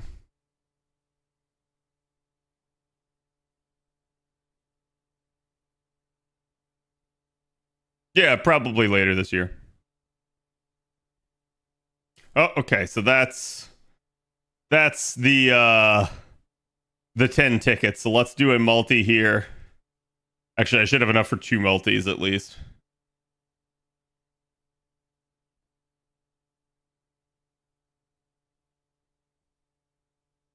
And I definitely like the fact that there's, like, I don't think there's any rate up CEs for this. So, chat, it's an unofficial K-scope rate up, or as I like to call it, a Black Grail rate up. For anyone that's new, that does not mean it's actually on rate up. This is me saying that technically it's the highest odds of success because there's no other CE on rate up.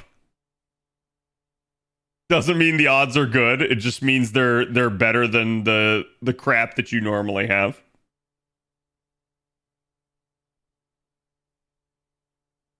FGO's summoning music is always a vibe to listen to. Oh yeah. To me, I have yet to see a game that has as, like, dynamic of a summoning system as FGO.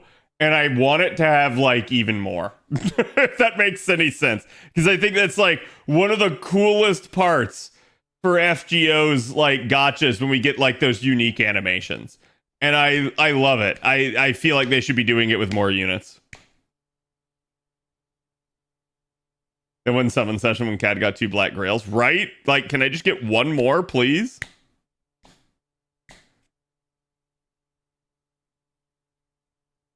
NEQL Copium Black Grail added to the MP shop. I mean, I feel like that'd be great if it was just like the one copy. So it's like you can't get MLB, but at least everybody can have one. But do I think they'll ever do something like that? No. No, the closest you're ever going to get is they did at one point give us an SSR CE ticket. But it was a one-off and it was only certain Cs. And the obvious choice was basically Black Grail. So chat, remember Cat's journey for 15k scopes? Most of chat probably doesn't. But I definitely remember. For a long period in time on my NA, like K-scopes just didn't happen, and I wasn't really sure why. Like I feel like it was, I think, like a year and a half that I was stuck at like 13 K-scopes, despite being a whale and despite rolling very frequently. Just K-scopes did not want to appear. And now since then, like K-scopes just, they happen all the time.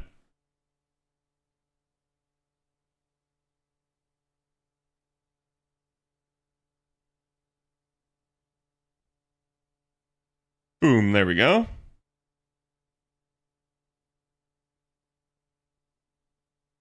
I did an MLB Black Grail for that, so I used one ticket for the final K-scope. Nice. Yeah, I had four K-scopes when that ticket rolled around and only 2 Black Grails. So I literally took the fifth copy from the or for K-scope from the thing, because I knew, I was like, oh man, if I don't pick K-scope, I will never see another K-scope on my JP account. But if I do pick it, then I will just get flooded with K-scopes, and that's just the way it was.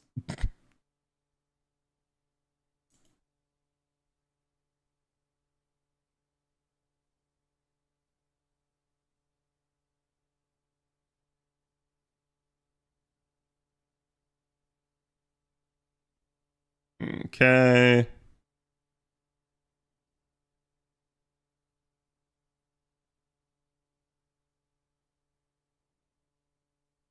Rip the artwork meme. Yeah. Friggin' Discord links, man. It's probably still floating around somewhere. Holy hell, that artwork. Quite literally. I assume that's a new version of Demonic Bodhisvata. I'll have to look at that.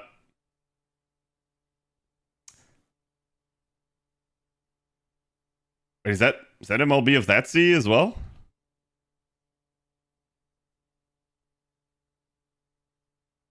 Yeah, these craft essences are already really good. It's making me happy for when we roll Jarcher.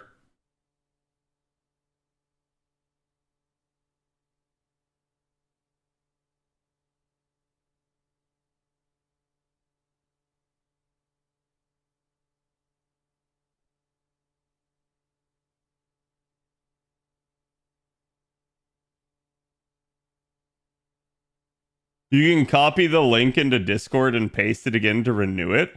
Can you?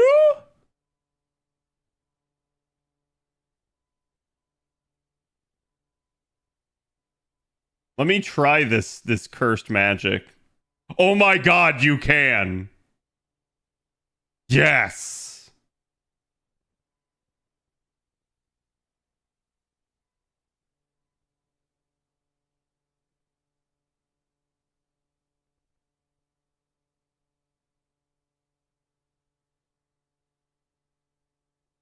It got so much longer.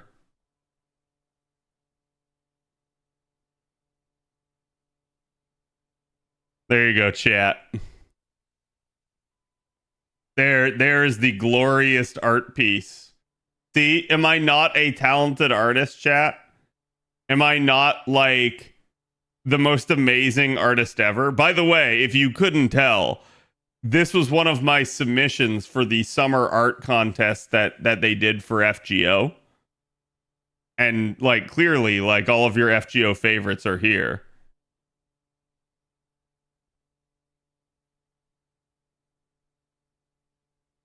Yo, I remembered this. Yep. Mellow? No. Your favorite is not Mellow. Okay, you know what? Never mind. I take that back. There's Mello. Right, right there. Oh, that's right. It's the same color green as my thing. You can't even see. Kimba, thank you for the gift. Appreciate it. Is Nero there? Yeah, sure. Somewhere. I don't know. Off screen. Look, chat. It's Blue Nero. There you go. Okay, can chat guess who this is? Can chat guess who this is? I believe in you. Come on, you can do it.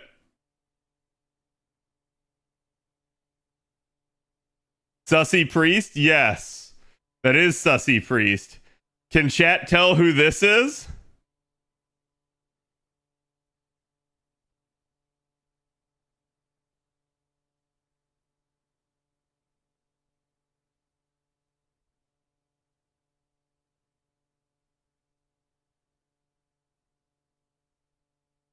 Gilgamesh. That's right. See, I'm clearly such an amazing artist because you guys can actually tell who it is. Can you guys tell who this is? It's the person that Andre was saying it was their birthday.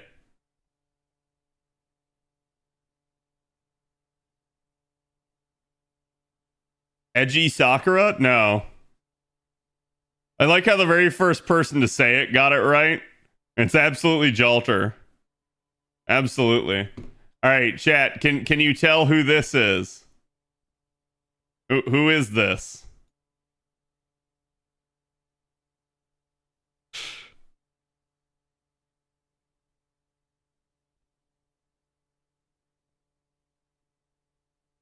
Gramps? That's right. He's Dokuraing the burgers. Okay.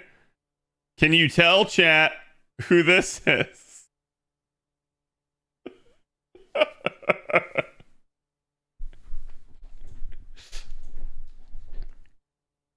Herkin correct. There you go. See, chat knows. All right, chat. Who are these three right here?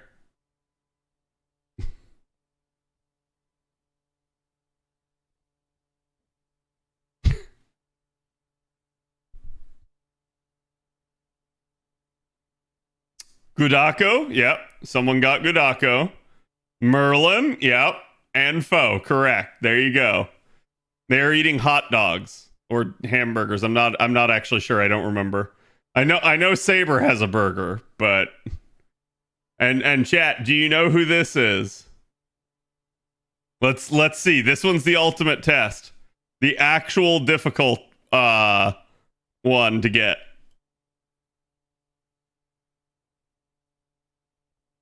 Yeah, this one's Jill Castor. It's Jill DeRay Castor. He's crying because Jonu's getting burnt at the stake while Gilgamesh is roasting his hot dog on the open flame. Now again, chat, remember this was a submission for one of the summer art contests and the theme was barbecue, so I had to go with barbecue.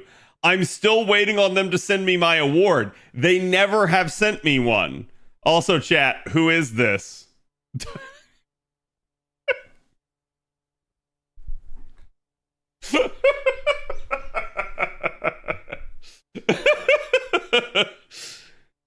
Cats, obviously. Yeah, I guess we can go with cats, right? Like, Rossi, there you go. Yeah, no, this is just the Raisin Bran commercial, son, with 2 scoops of fruit. That's all it is. I don't know why I did that one, but I did. Now you see, so like, also Herc is prancing through here, chasing a butterfly that he saw, and he's just holding a dead coup impaled on his own spear, because Lancer Gashinda. And then chat, this is all you. You're all watching from the stands as all of this terribleness occurs. Who's the audience? No, the audience is you, chat. You are the audience. You have front row seats. Okay. Let me back out here real quick. I used that distraction to purchase quartz. There we go. I'm Nemo? Sure, if you want to think about it that way. You're one of any number of forgettable faces. All right, back in we go. The audience is me. I am the audience. Were you under the influence of anything at the time? I mean, I'm going to say every good artist needs inspiration for their work. But no, I was completely straight, and I think it shows. Like I was on nothing at the time. Because if I was on something, it might have turned out better.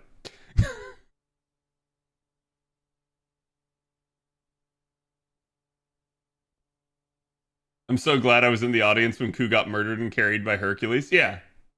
I didn't consent to my likeness being used for your artwork.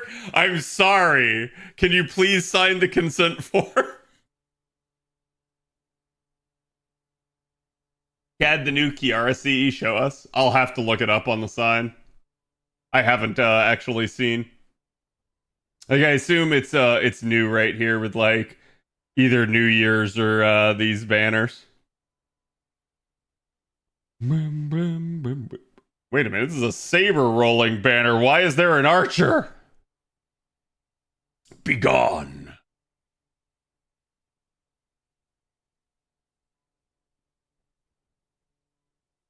Paradise of Ecstasy?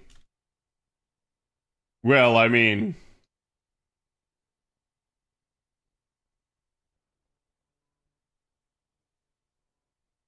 Yeah, okay, so it's basically Demonic Bodice Vada. It's just, instead of having 60% charge, it's 50% charge. And then it has arts performance up of 10% at MLB, and it's also all attack scaling. So it's kind of better Demonic Bodice Vada. I guess it depends on whether or not you prefer the arts up, but even still, it's still all attack scaling. That being said, Demonic Bodice Vada did get some use for a time period with like double Merlin comps because it was really nice for that. At least for like getting the ball rolling. Not so much after the fact because Demonic Bodice Vada only works on the first use. That's kind of the biggest issue that you have with most overcharged Cs.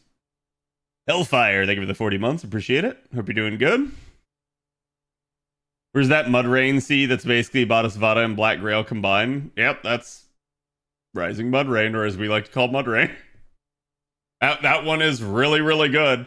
Hilariously, I think I already have like 3 copies of that on JP. I only have like 1 on NA. It just has not, like, either I haven't rolled enough or I haven't gotten lucky enough for it to spook me much since it came out.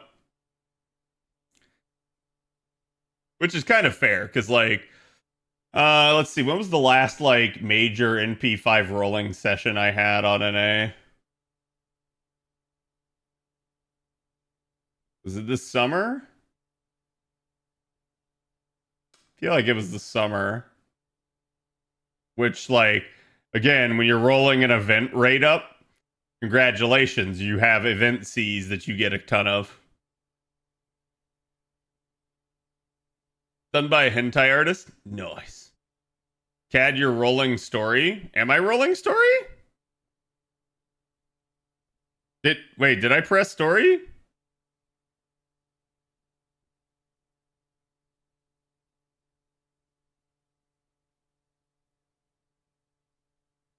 I don't think you pressed story. I don't think I did either, but chat got me wondering. For Lady Avalon. I definitely NP5 Lady Avalon.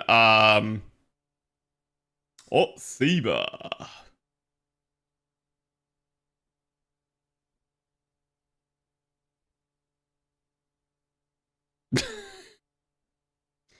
Well, chat, I've always been saber blessed, for better or worse. Always. Good Civ indeed.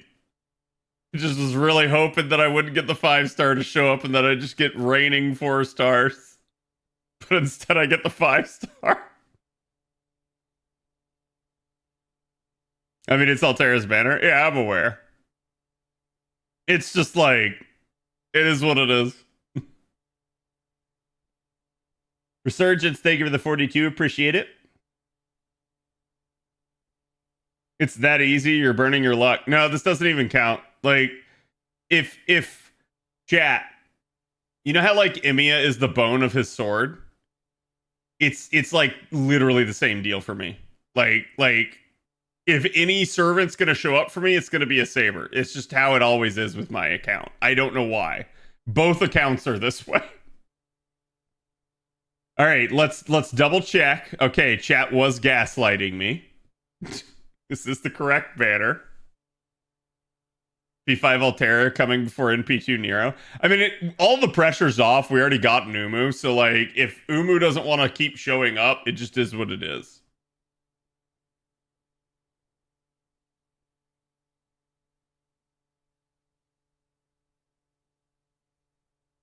This is the story you pinpointed it. Well, yeah, it's like I was sitting there thinking, I was like, oh, watch like Umu appear, and then that will prove it's not story banner. And then I was like, wait, no, that wouldn't prove it.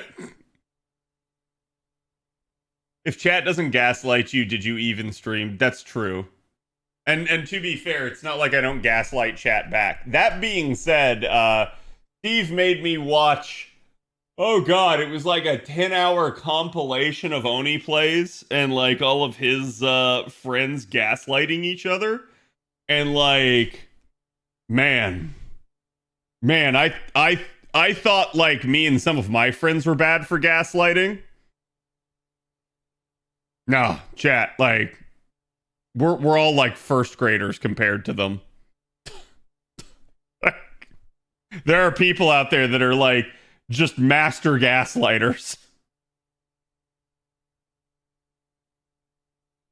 What's the target MP for Umu? Well, I mean, ideally NP5, but like I'm quite literally just gonna like play the gotcha here, and we'll see how the luck goes.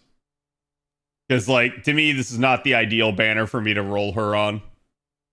I'm actually instead hoping for like a paired raid up with like Umu Bride. That'd be way better for me. Got Bride Umu on a paidless single. Nice, congrats.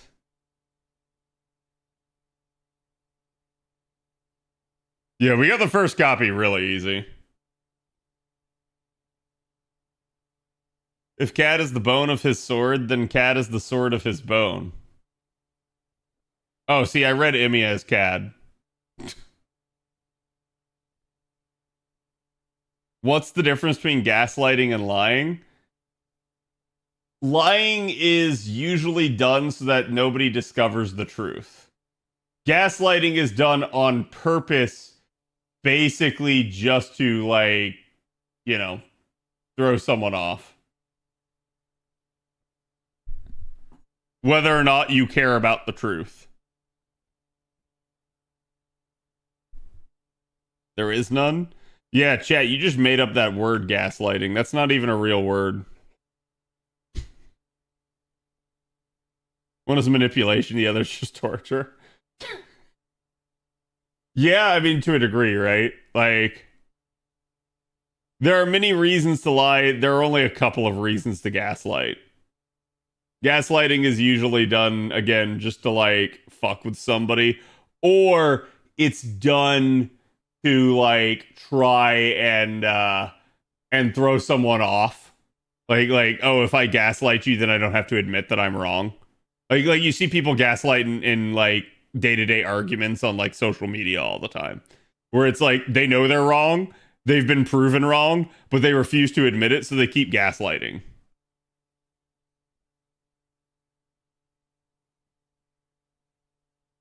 I feel like this is also, like, just what happens to me in normal everyday arguments. Gaslighting isn't real, you're just crazy. Yeah, you just made that word up just now. Like when your friend said nothing happened and then look at you while laughing? Yes.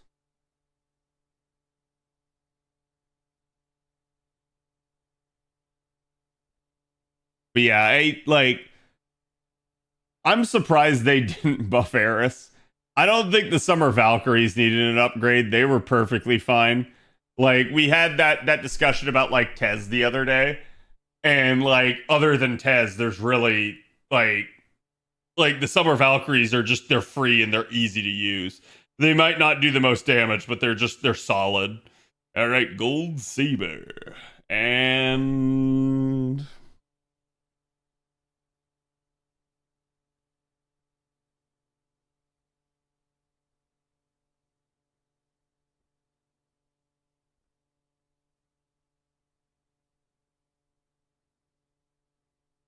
Told you, chat.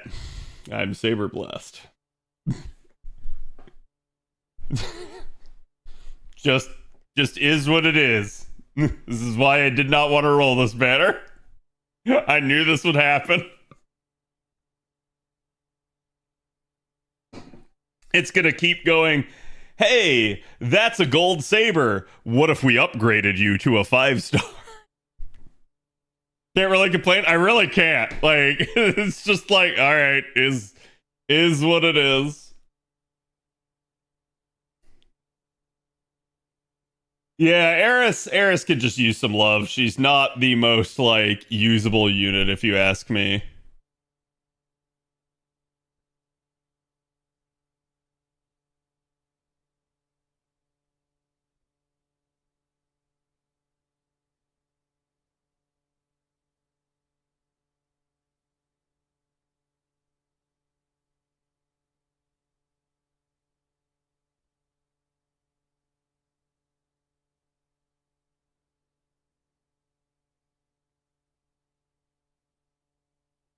Do, do, do, do, do, do.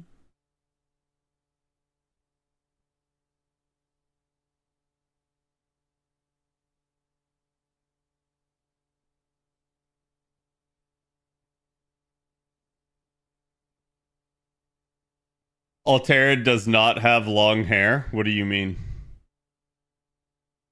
What are you talking about? That's clearly not her veil. That's just her bib that she's wearing backwards.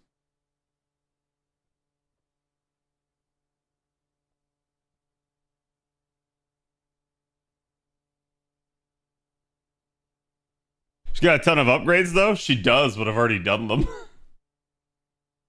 So like, I already had NP1 Altera, so now I have NP3 Altera based off of this.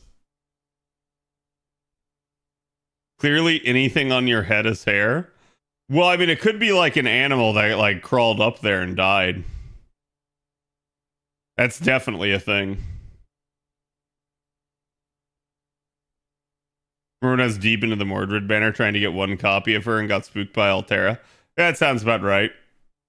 That's sort of the problem with going for any of the permanent AoE SSR Buster Sabers. There's enough of them that you can very easily just keep getting the wrong one.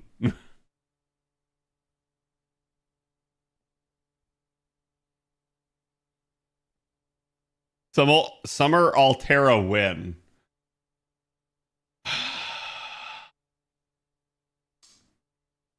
Summer Altera is definitely one that could be done.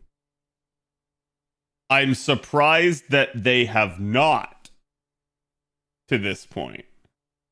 But it just is what it is. And at this point, there's almost no rules for the summer units. And it all just boils down to whatever the hell they feel like. I think Lip and Lalter have slots almost reserved for the next JP summer. Yeah, I wouldn't be surprised. Like, if Lip and Lalter don't show up next summer, I'm gonna be like, well, y'all just are gaslighting. Like, because both of them, Lip has literally been mentioned multiple times by the devs now, and Lalter literally had an entire joke in the freaking whatchamacallit. Fujimaru Ritsuka doesn't understand. So like, dang, if they got to the point that they centered an entire episode on the Artorias and they pointed that out and made fun of it, and then they don't do it, I mean, I guess that's a thing. Yeah, it could be Lily.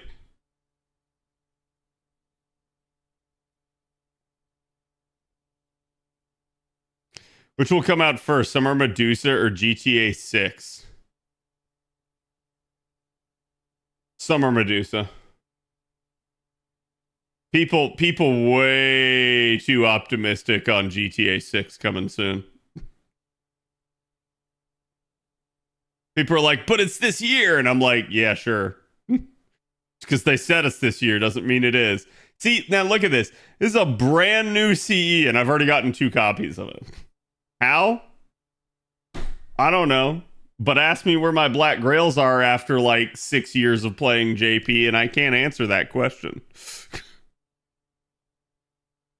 I will get every new craft essence, just not any of the old ones. Gold orb. Seba. Oh, there we go. There's Numu. Okay. Whew. I was looking at the bottom right there, just trying to make sure, like, please tell me it's not Altera. Please tell me it's not Altera. Because it's like, I'm getting to the point Altera's going to force me off the banner. How strong is the new CE? Haven't seen it yet. It's kind of like Demonic Bodhisattva, just in my opinion, better. It's instead of 60% charge and split stats, it's 50% charge, all attack, and 10% darts up at MLB. So I think it's a better combination, but I think that's maybe in the eye of the beholder for what you were using Demonic Bodhisattva for. Oh, look, limited 0 over again. Hello, Noct. I've gotten a Black Grail on JP Gotcha in almost 3 years now playing.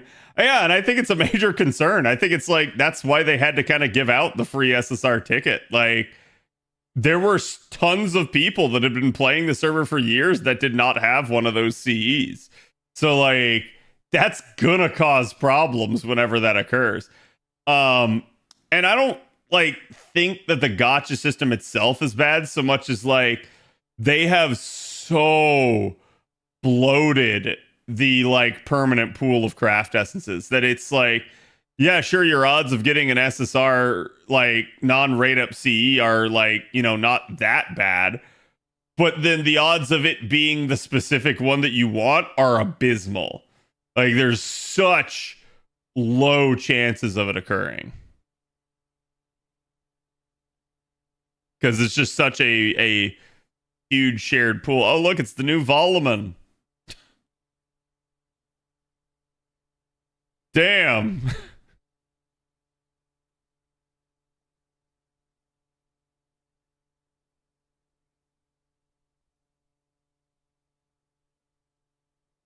Only one MLB Prisma Cosmos. Prisma Cosmos MLB is such a nice thing to have. That's another one I definitely want more of on JP because I have an MLB, but I think I only have the one MLB. Like, I don't even have a spare single copy. At least not right now. We don't have a new 2030 yet, do we? Yes, we do.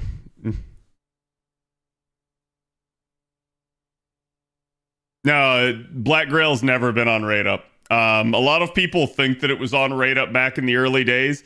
It was depicted on a banner, but it was never on rate up. The closest thing we have is technically like to a proper K-scope rate up is just the original banners of FGO because the pool was not expanded at that time. Who am I rolling for? We are rolling for Umu. Umu, yes, Umu.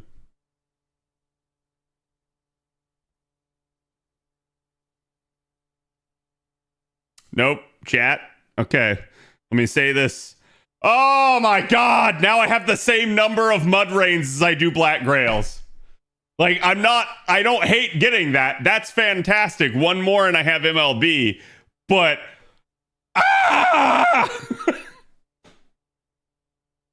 yeah, I was gonna say, let me state this for everyone in chat. There has never been a Black Grail rate up. I challenge you to prove me wrong. You'll go and you'll try and you won't be able to prove it. That's the problem. It never has actually been on rate up. One more and I have true MLB. That's pain. Oh yeah, like listen, there are so many CEs on my JP account that are at like 4 out of 5 copies. It's just I'm used to it at this point.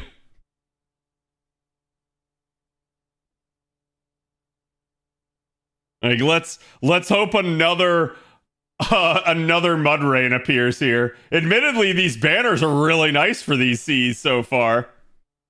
Munchcat 14, thank you for the follow.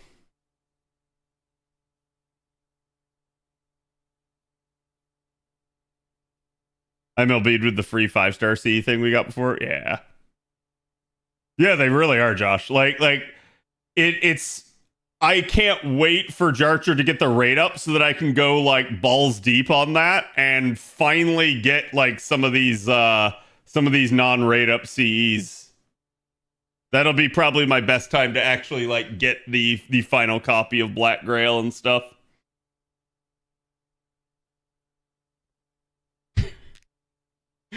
Can't believe it, man.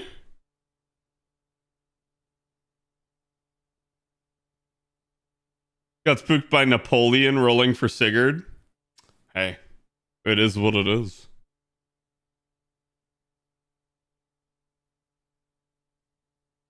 But I've never gotten a single 500-year obsession. That's wild. That's so wild.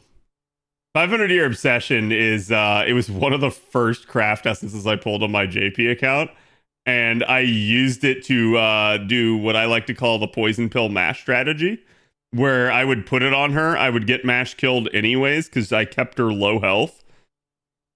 And she'd taunt and she'd basically like curse the enemy and MP seal. So it actually worked out quite nicely. And then people screamed at me that I was getting mash killed, and I was like, well, you're right, but this is being done on purpose. I'll eventually level her up. And then I did, and then they stopped screaming at me.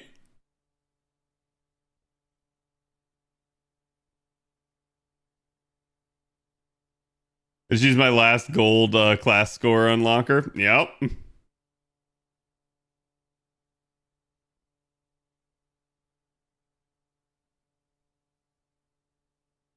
Got a Wang and Vitra spook? I mean, at least, like, if you didn't have Wang, Wang's a really nice one.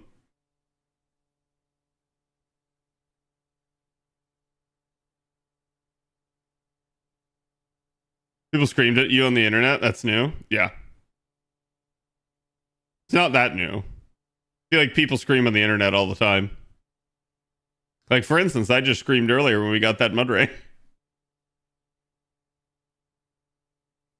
I don't find Mash cute at all. I mean, I do. I understand she might not be everyone's cup of tea. I've seen people that like hate Mash, and I never understand that. Like they legitimately hate Mash. And I'm like, hold on. This is not Paimon. It's like I don't know what people are talking about with this. It can always get way worse.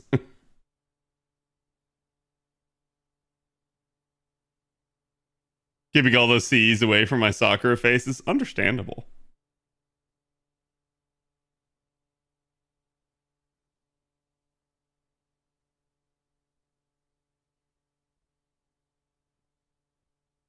Mash is the emergency waifu.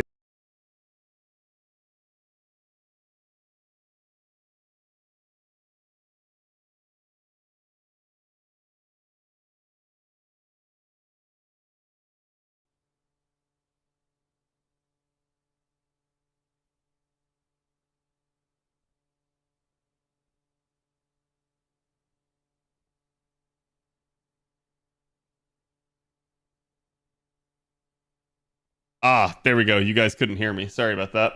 Yeah, my mixer just totally reset. So it like that's why like the music volume and stuff changed. I don't know why. That's like been happening. I'm getting to the point that like this year I might just look into like alternatives to the Go XLR, because as much as the Go XLR is very like user friendly, Jesus, I freaking hate it. I'm frozen. I know. Give me a second here. I got to reset some stuff.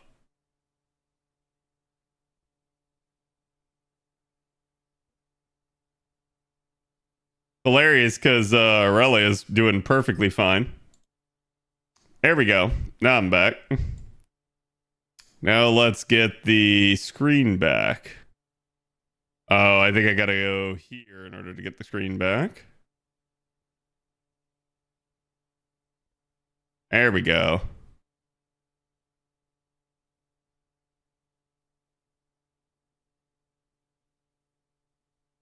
Okay, I literally switched servers so that you guys could still see the roll. Because I think I had just clicked roll or something, or I was like halfway through the roll.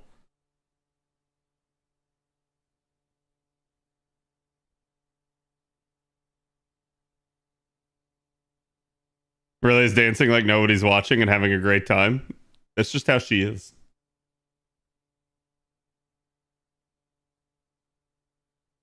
Do we know when the Archer banner arrives? No.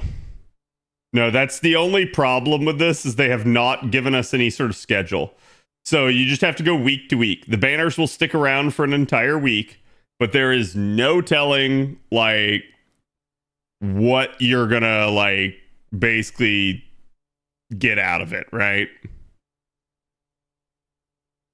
Like, sorry, you know what units will be available, you just don't know when.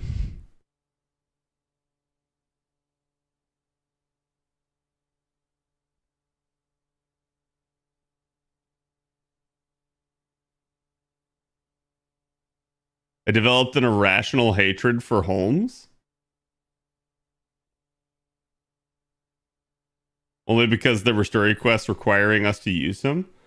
I mean, that, to me, the most annoying thing about Holmes is that, and it got to the point that FGO itself had meta commentary making fun of this, but it's that Holmes became the exposition guy. And it was really stupid and really bad at points. Like, it would be like, oh, Holmes has appeared on the screen, and he's now going to explain something for the next 5 minutes. And you were just like, ah. Like, it got to the point that people dreaded Holmes showing up because you knew it was going to be this long-winded, convoluted thing. And like I said, they made fun of it themselves. Now we don't have that. And instead, we have DVR being exposition. And the hilarious part is, to me, there have been times where I feel like DVR's exposition has been unreliable. That is to say, she has asserted something that later turned out not to be true.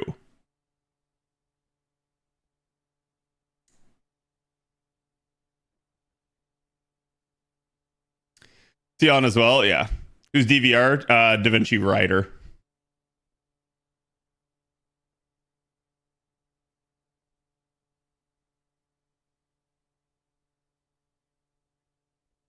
And Musashi and Shimosa took that from me. LB6 Holmes was killing me.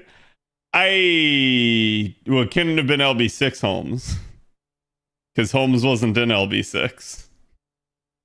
I assume you mean LB5.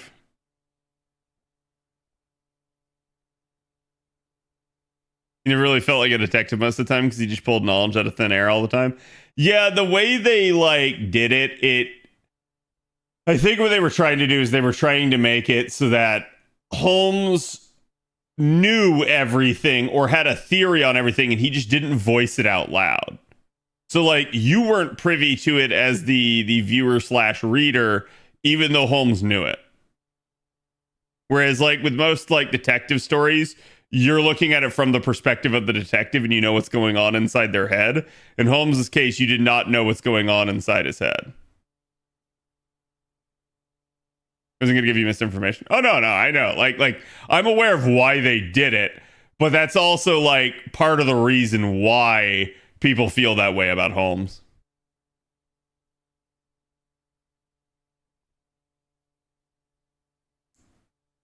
It was like that Holmes pushed others to speak. Yeah. Another Umu. Oh, chat. We are at NP3 Umu. Do I go for more? Do I get NP5 Umu?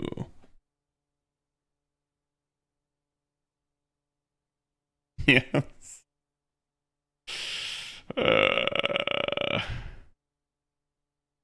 I feel like I'm surrounded by Umu Sims. Maybe you'll get a black grail. Maybe. How many packs has it been? Well, this is the end of the second pack.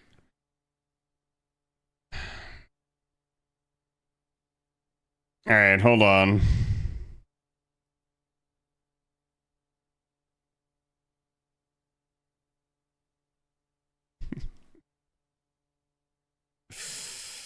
Uh,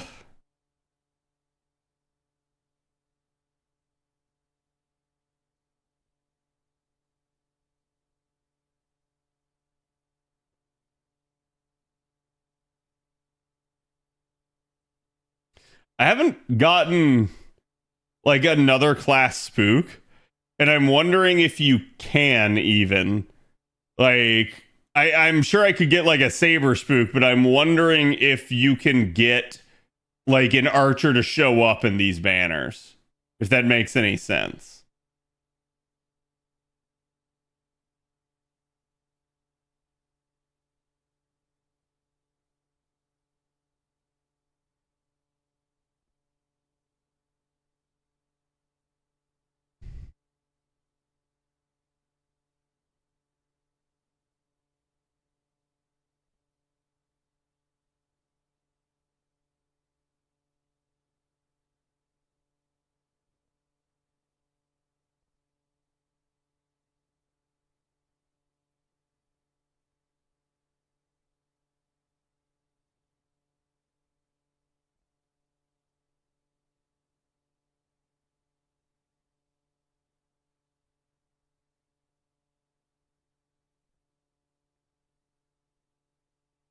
Okay, chat. You got it.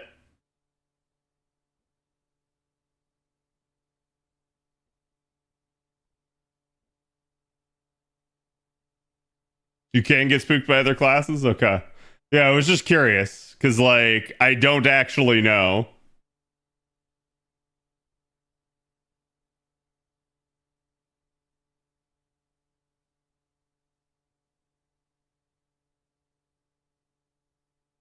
All right, Umu. 2 more copies.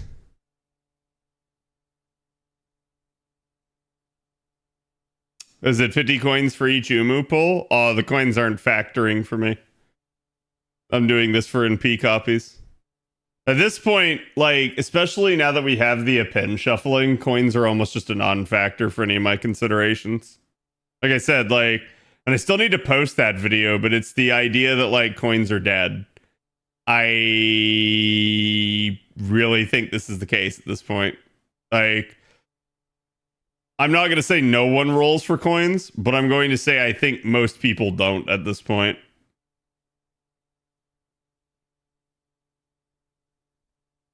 Gonna 120 Umu? Maybe one day. Gonna take me a lot of investment though.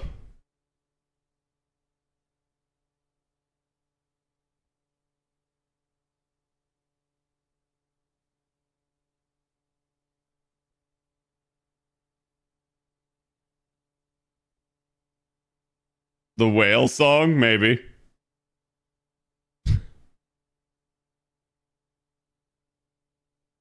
Yeah, that's so many banners. It is. That is the problem.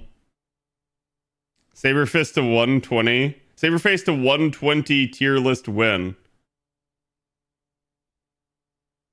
What? Well, like, what do you mean? Like, my order? Or like, my desire?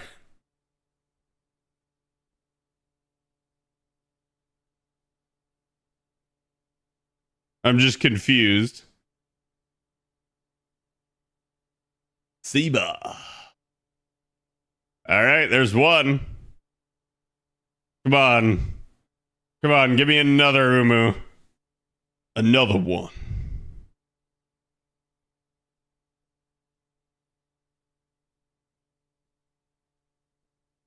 $120 Saber Lily? I could do that right now. The problem, I'm actually beginning to run out of grails finally on JP. Because I'm so damn efficient with how I'm operating, like, my embers on JP, that it has managed to, like, really pay off.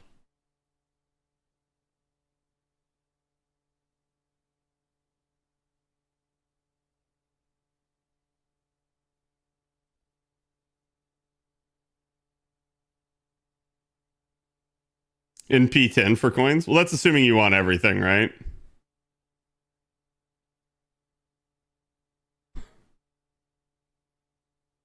Ah! It's Korean Umu. Sorry, not Korean. He's Japanese, but I always refer to him as K-pop samurai due to his haircut.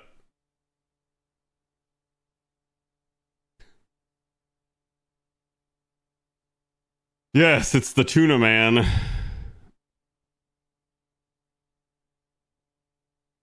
K-pop Umu. Mm-hmm.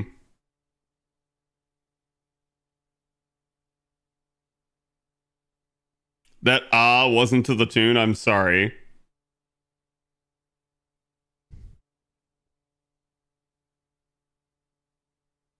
The artist who drew him took inspiration from K-pop. I mean, probably, right? Like, if they did, they did. If it's from like J-pop instead of K-pop, I don't know.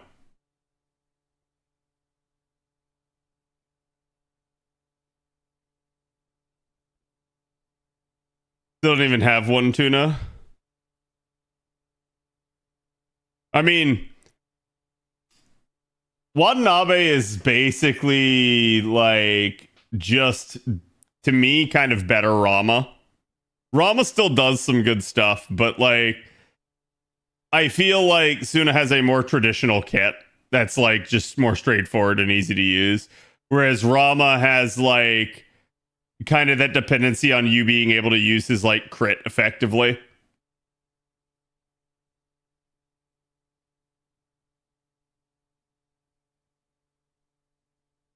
His hair actually looks cool in later ascensions. It does. It gets the like flaming streamers. It's like P10 of Rama. Yeah, that's also another issue.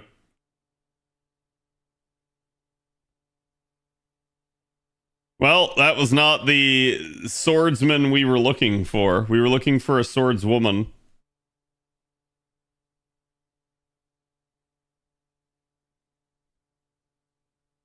Let's see how long it takes.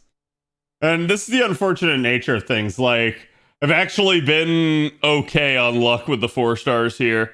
It could certainly get worse. It could get better, though, too. But I'm expecting it to get worse, because that's just how things go when you're looking for the 5th copy. It's never like, oh yeah, hey, I'm just going to totally show up all 5 copies easy. There's always another problem.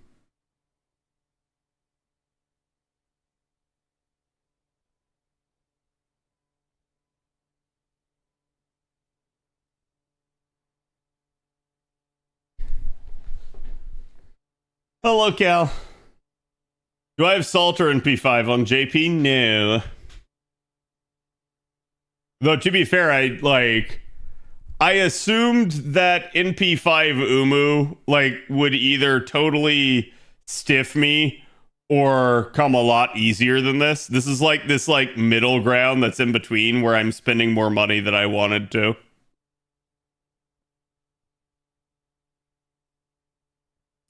You're gonna get Fate Extra Remake this year, right? Yeah, sure. Absolutely. I guarantee it. I mean, you might very well. I would predict later in the year, though, if you're going to.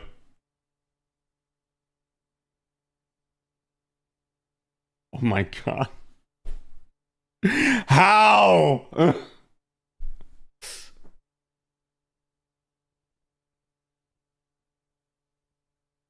Are they still doubling up later on? What's up with that? Yeah, there's still double rate ups for SRs. They're just, I think, being smarter about it here. But like, for instance, there is a banner currently that has double SRs.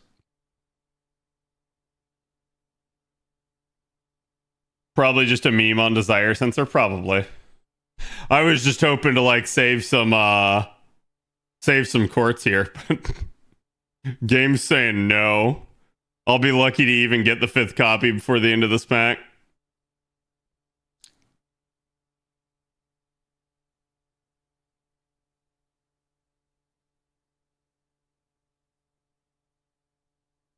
His lore is pretty crazy, I've heard, but he came out early. Yeah, I mean, that was kind of the issue with a lot of the units. Like, they just... Year one unit design definitely was lacking in a lot of areas. I don't think it's that they didn't know how to design. I think it's that they wanted to keep things relatively tame, because you do have examples of units like Gilgamesh that have been like almost the archetype for what a unit should be later on. So like Gilgamesh almost has like a year 3 kit in terms of like his hit counts and everything like that, compared to other units that came out early in the game.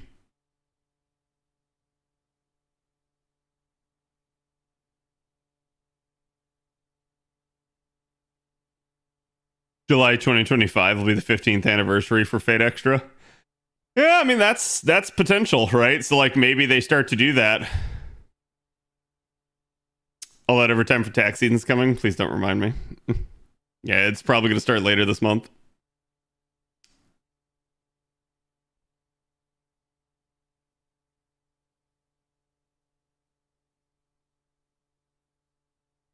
You watch Adult Archer Rama? Wait, what do you mean adult? My understanding is he is an adult in the current form. You think Gil holds up even today? Oh, heck yeah. Yeah, there are Ishtar fans that want a buff because of Gil.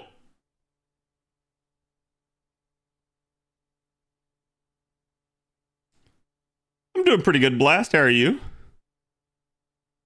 You're rolling for Umu.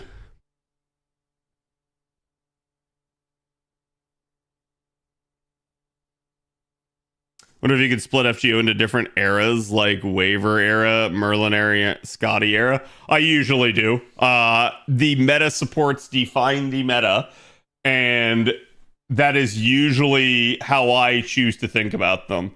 It doesn't mean that like the existence of one support, like it's really weird, right? Because you could say that like Scotty coming into the game did sort of defunct a lot of the systems prior to Scotty. Castoria coming into the game didn't defunct the Scotty system, though. What it did do, though, is it did say, hey, look, you're not as efficient as me. And therefore, most people stopped using the Scotty system for anything other than quick-centric, like, nodes and compositions. However, post Castoria, literally like when the new like Buster system comes into place with Koyanskaya, it does not do anything to Castoria, because Castoria is such a complete meta support that it cannot harm, like Buster getting better cannot harm the art system. The art system is complete now at this point. So realistically speaking, from pretty much Castoria onward, you have this almost like, it's almost like a postmodernism type era of FGO, where it's just like, yeah, everything's kind of just, it is the way it is. Like a new meta support will not kill an old meta support type deal. I think the only one that has potential for that is Quick. The Quick meta supports like Scotty could potentially be hurt by a new Quick meta support. But that's it, really. Like, and it's funny because I know a lot of people that like tried to make the claim of like somehow now that Oberon's out, like Merlin is worth less, or like somehow now that Koyanskaya is out, Merlin is worth less, and I'm like, that's just not true at all. Merlin always had been predominantly a challenge unit, anyways. Yes, we do have a stream for JP on the 11th. Thank you for that reminder. Trubs told me about it earlier. It's for their Winter Carnival, which is a like IRL thing, but they do have both a staff talk and a voice actors talk. So it's entirely possible that they could announce something there. Whether or not they do, I don't know. But I'm going to say, don't expect it to be like a big nothing burger stream. They will at least have staff talk, if nothing else. I would say Lady Avalon hurt Merlin. Maybe a little, but only from the standpoint that, like, you used to take Merlin into arts comps, and now that happens way less. It doesn't mean you can't still, you can. It just means that if you have Lady Avalon and you have Merlin, you're going to take Merlin to the Buster comp and you're going to take Lady Avalon to the Arts comp, probably. But it, like, hurt him? I don't know, right? Like, I can't even say. It's like, it's not like it made Merlin worse. Isn't it always better to have more sports? I mean, when it comes to FGO, having the big meta ones is really, really nice. And usually just the more sports you have, the more options you have. So yeah, like, to a degree, you're not wrong to say that. Is Merlin still the biggest power creep in FGO? I think it's certainly debatable nowadays. I mean, Merlin is in theory the reason for break bars. So like, it is what it is. That you could definitely say, like, technically nobody's had as big an impact on the game as like adding break bars to the game was. But I don't know. At this point, I think you could challenge it. You could say that Oberon is the reason for the existence of 90 plus plus, 90 star, and 90 star nodes. Without Oberon, none of those nodes probably even need to exist. So it's like, you tell me, chat. Oh, double-sided. Come on.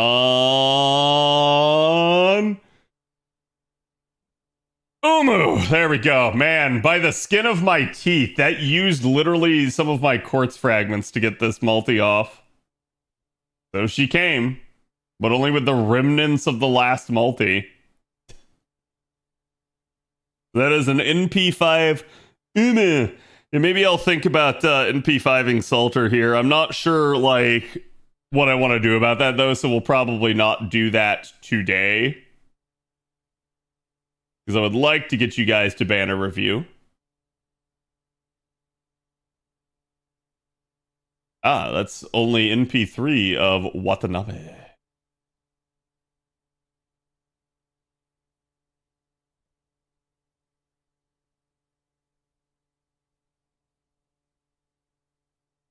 And there we go. The last two copies of Umu. Yes, Umu. Oh, whoops. Hold on. Forgot you could do multiple at a time. It's such a nice, like, but small quality of life. Like, it doesn't matter if you just get the one copy, but if you get multiple copies and that's what you're rolling for, God, is that helpful. Okay, chat. Let me...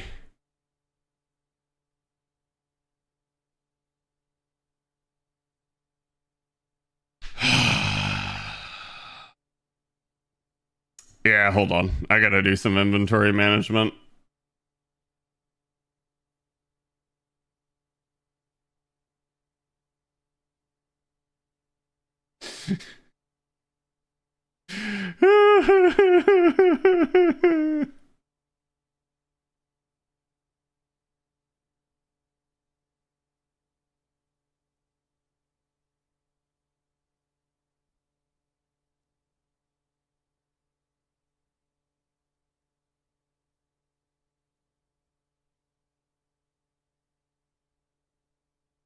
Okay. Yep. Oh my god. So I now have... Keep that one locked. And let's throw these two in. So I now have MLB Fragment 2030 plus one, which is good. That's definitely where you want to be.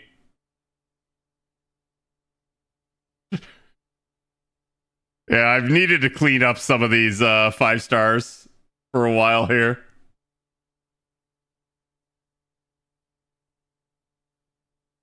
Behold CAD stuff, pretty much.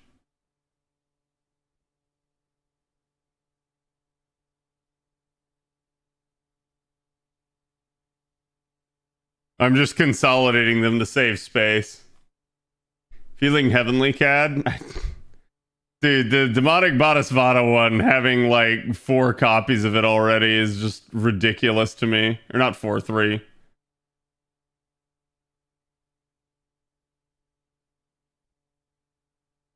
I don't even remember this one.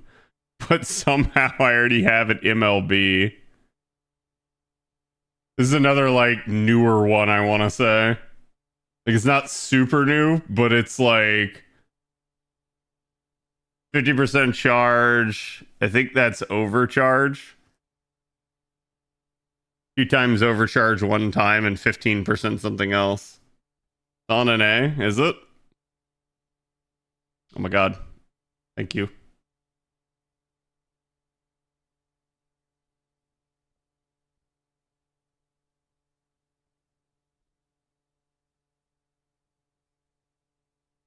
Yeah, here's your new fragment of 2030.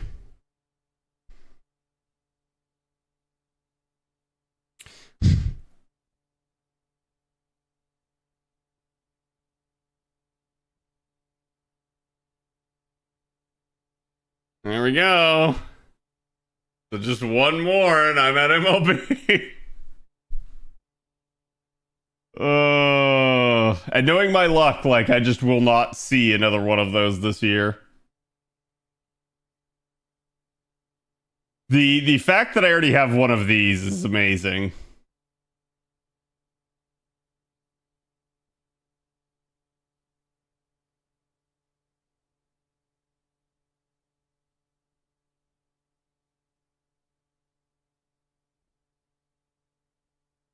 Wait, isn't that 2 more? No, because I have a split one. See if I can find it again.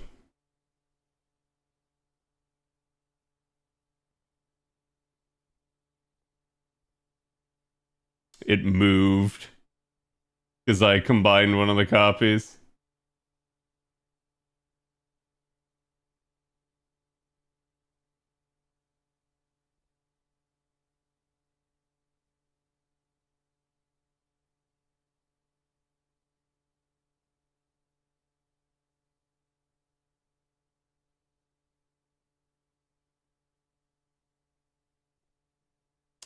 Where the heck did it go?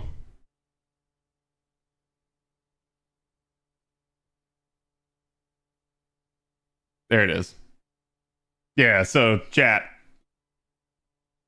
Literally this goes into this, which means I'm actually here. So just one more for MLB. I'm just keeping the other one split out in case I needed to at any given point.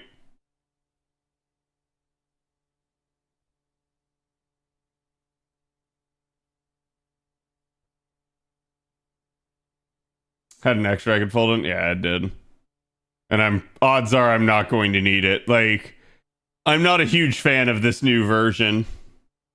I think of the new versions, the only one that I've used with decent frequency is the new version of Prisma. And that's not because it's better. It's because I just, like I said, I have an MLB Prisma and no extra copy. So the second I get an extra copy, that one's not... Yeah, it's this one right here. This one will literally just not get used the second I have another Prisma.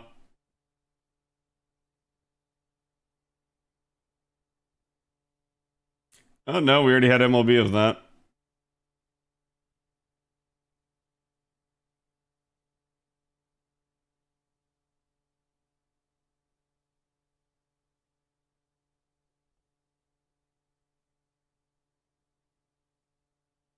I think they're overrating overcharge on CEs too much. The biggest problem with overcharge on CEs is that it's one time. And you don't get to select when it occurs or anything like that. So it's literally like, it's usually immediately consumed upon turn 1. And if a unit does not have a multi-turn overcharge, that makes it like not that good for the majority of units. So overcharge is situationally useful.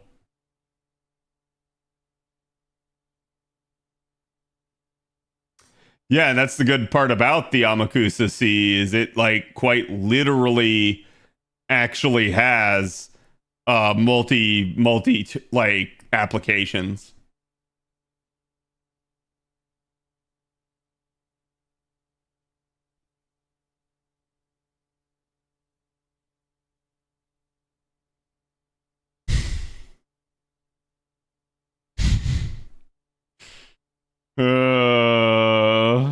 Regretty so much spaghetti by picking that K-scope chat. So I now have an MLB +2 plus some wizard marshals, And I'm still just at the 4 black grass. Should have gone with black grail. Oh, wait. I don't think that was enough. Hold on.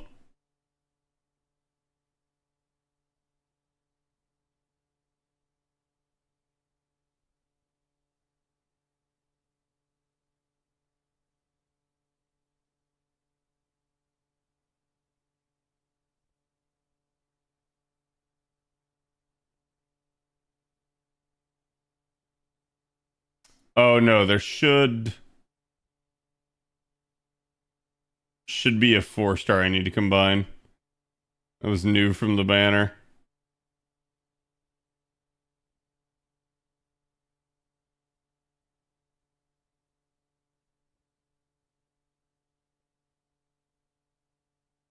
Chad, is that consort you or Janako?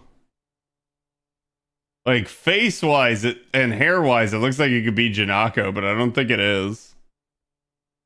Is it you? Yeah. Like, the hair just makes her look a little bit, like, chubbier there.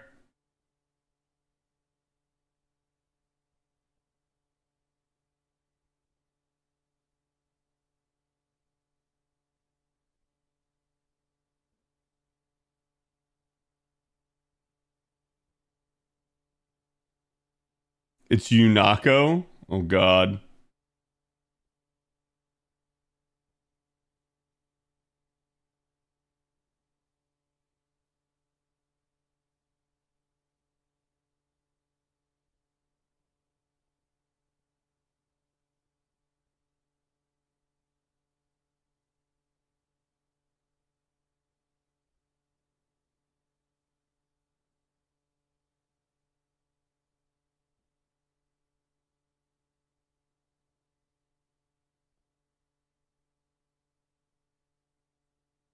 Yunasu? It actually is Janako, is it? Damn, that's whack. Never realized. Just a couple more seconds, chat. We'll be ready to start.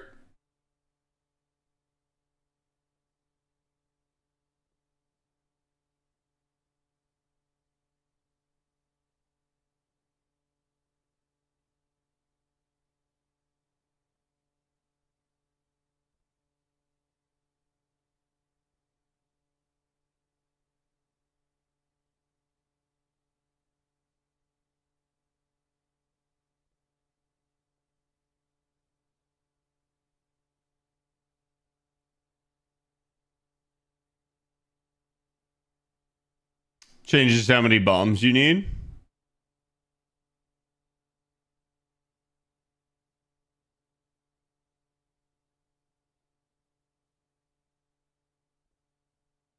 Better make C bombs with 2 or 1-star Cs. Okay, so this is like a really stupid thing, but basically with 1-star CEs, you need 8 of them. You need 8 level 50 to equal level 100 CE for a 5-star. With 2, you need 6 level 55 to equal a level 100 C. So it really just comes down to personal preference. If you prefer this style, you're technically ever so slightly more QP efficient. If you prefer this style, you're technically ever so slightly more inventory efficient. That's really all it is.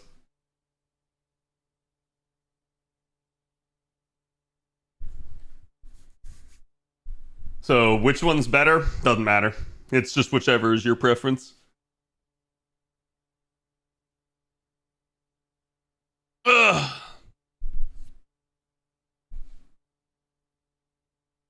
Watch Back to the Future recently? Yeah, this one is featured in there, isn't it?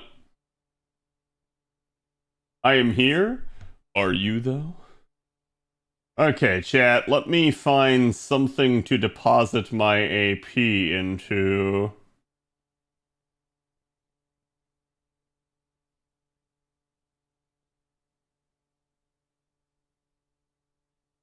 Wait.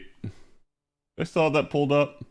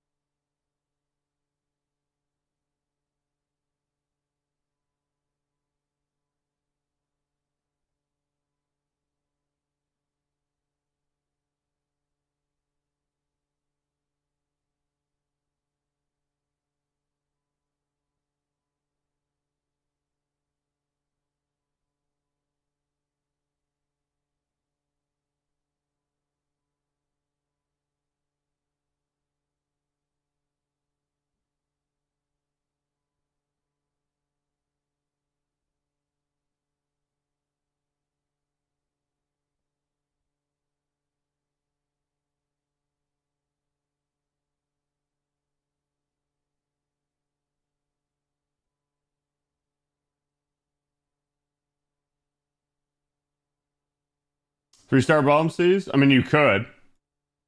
No real benefit to it, but you could.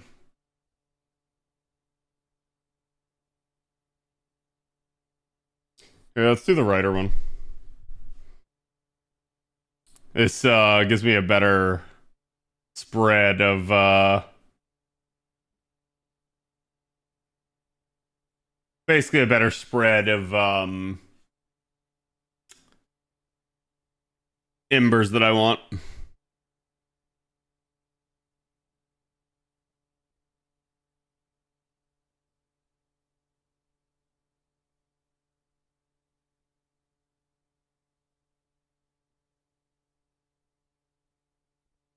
I just burn low star Cs for now? I don't really advise it. I just advise making more CE bombs even if you don't have a CE to use it on. Usually the better idea. You can always store them in your second archive and stuff, so.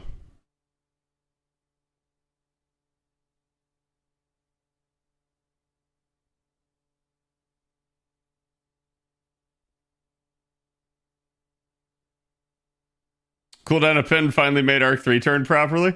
Yeah, I just like you could make her 3 turn with like Oberon for way more damage. I'm just running this because it is pure and simple and easy and fast. So it's like you can see she just normally just absolutely craps on the node. Like, and I have to use the Mystic Code so I can level the new Mystic Code. I basically don't need anything other than the 2 in Skya support, so it's just a nice, easy composition.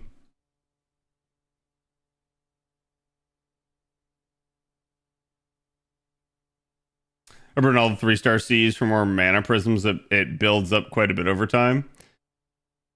While I don't doubt that, it is exceedingly difficult to get Craft Essence experience unless you're trying to get it. So the problem that I have is I will never advise people not to make CE bombs because it's always just better to keep making more CE bombs in case there's more Craft Essences you want to level 100.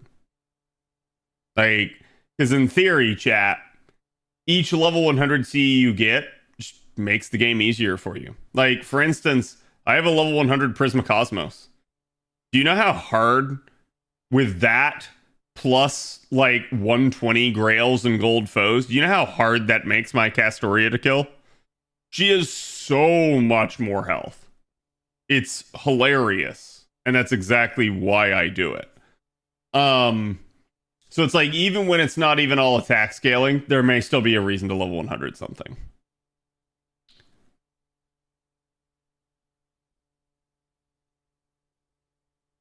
You just card the enemy to death instead of using the MP? Probably. Most of the time I don't bother looking and I just press, right?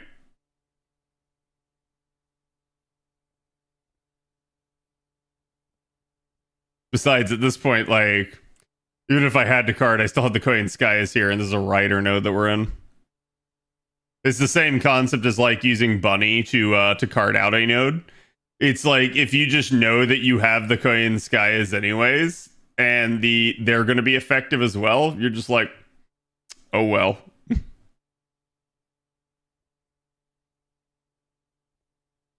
I'm going to do a couple more here. Is this Imagine Dragons? This is a new song by them?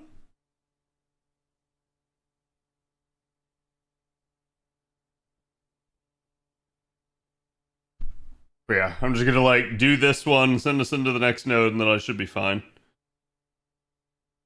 Oh, then we can get started on banner review. Even though I'm late to the punch, that's the problem when rolling goes longer. It makes me take longer to get around to the things that I want to do.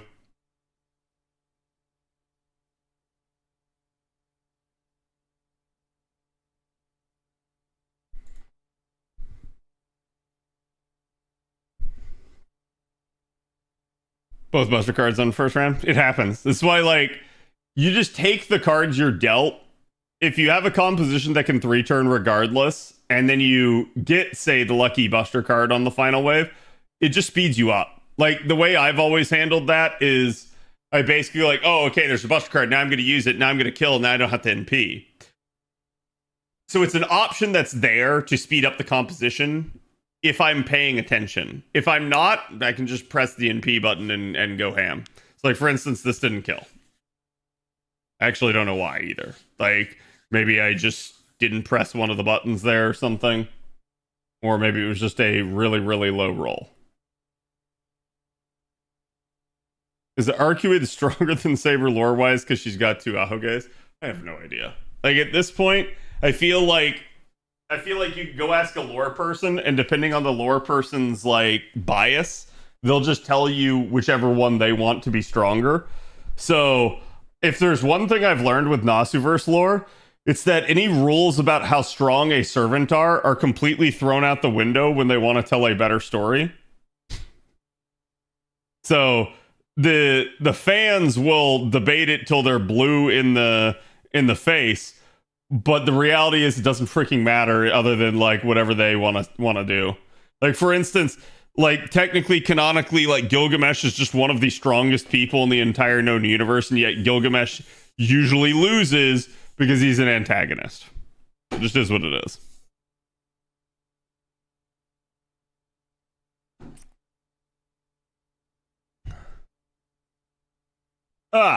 Okay. Now, how do I want to do this? Well, for starters, let us get rid of all of this. The heck? Thank you, Google, for revoking my permissions. I don't even know what that means.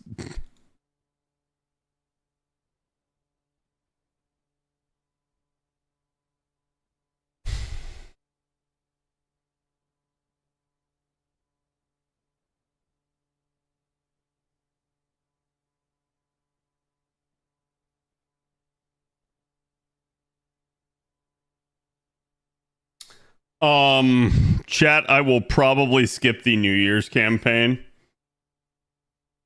And probably the pre-release campaign. Because we already have Nito Alter.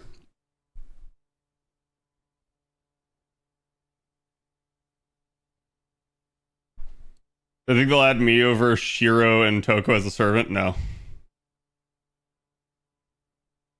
Like, you're asserting that they're too popular. I'm asserting that no, they won't. And the reason why, purely because they have not given us a straight version of any of the, like, the heroes or heroines other than Artoria. And, I mean, the reason for Artoria is because Artoria is just natively a servant, right?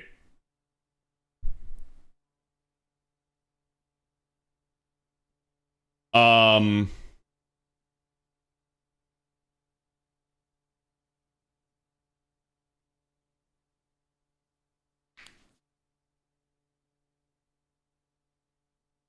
gonna think about this for a second, chat.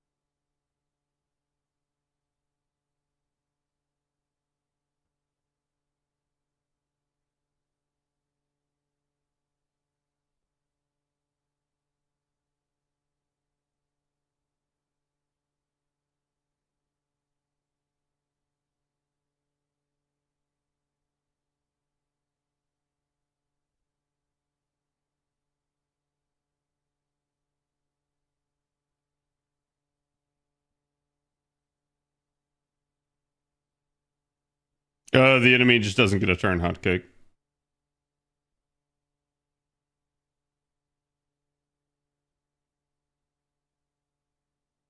I think this would be easier if you just went by servant and said which banners they have versus just going down the list.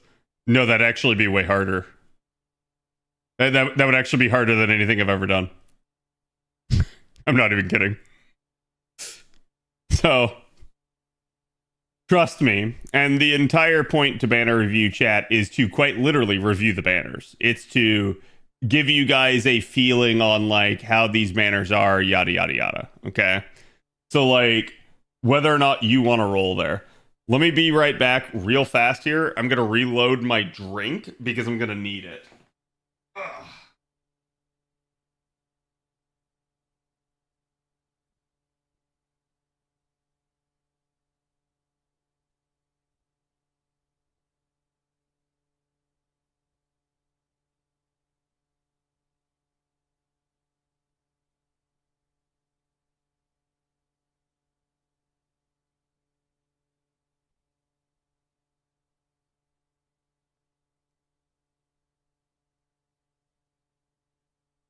Okay.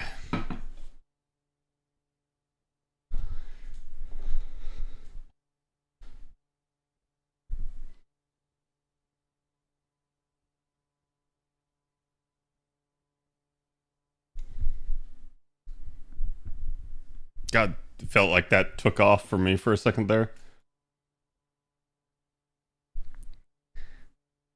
Hey guys, my name's Khadroth, and today we're going to be starting the 2025 banner review.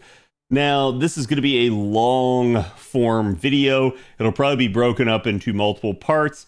However, I'm going to make some changes from the ones that I did in the prior year.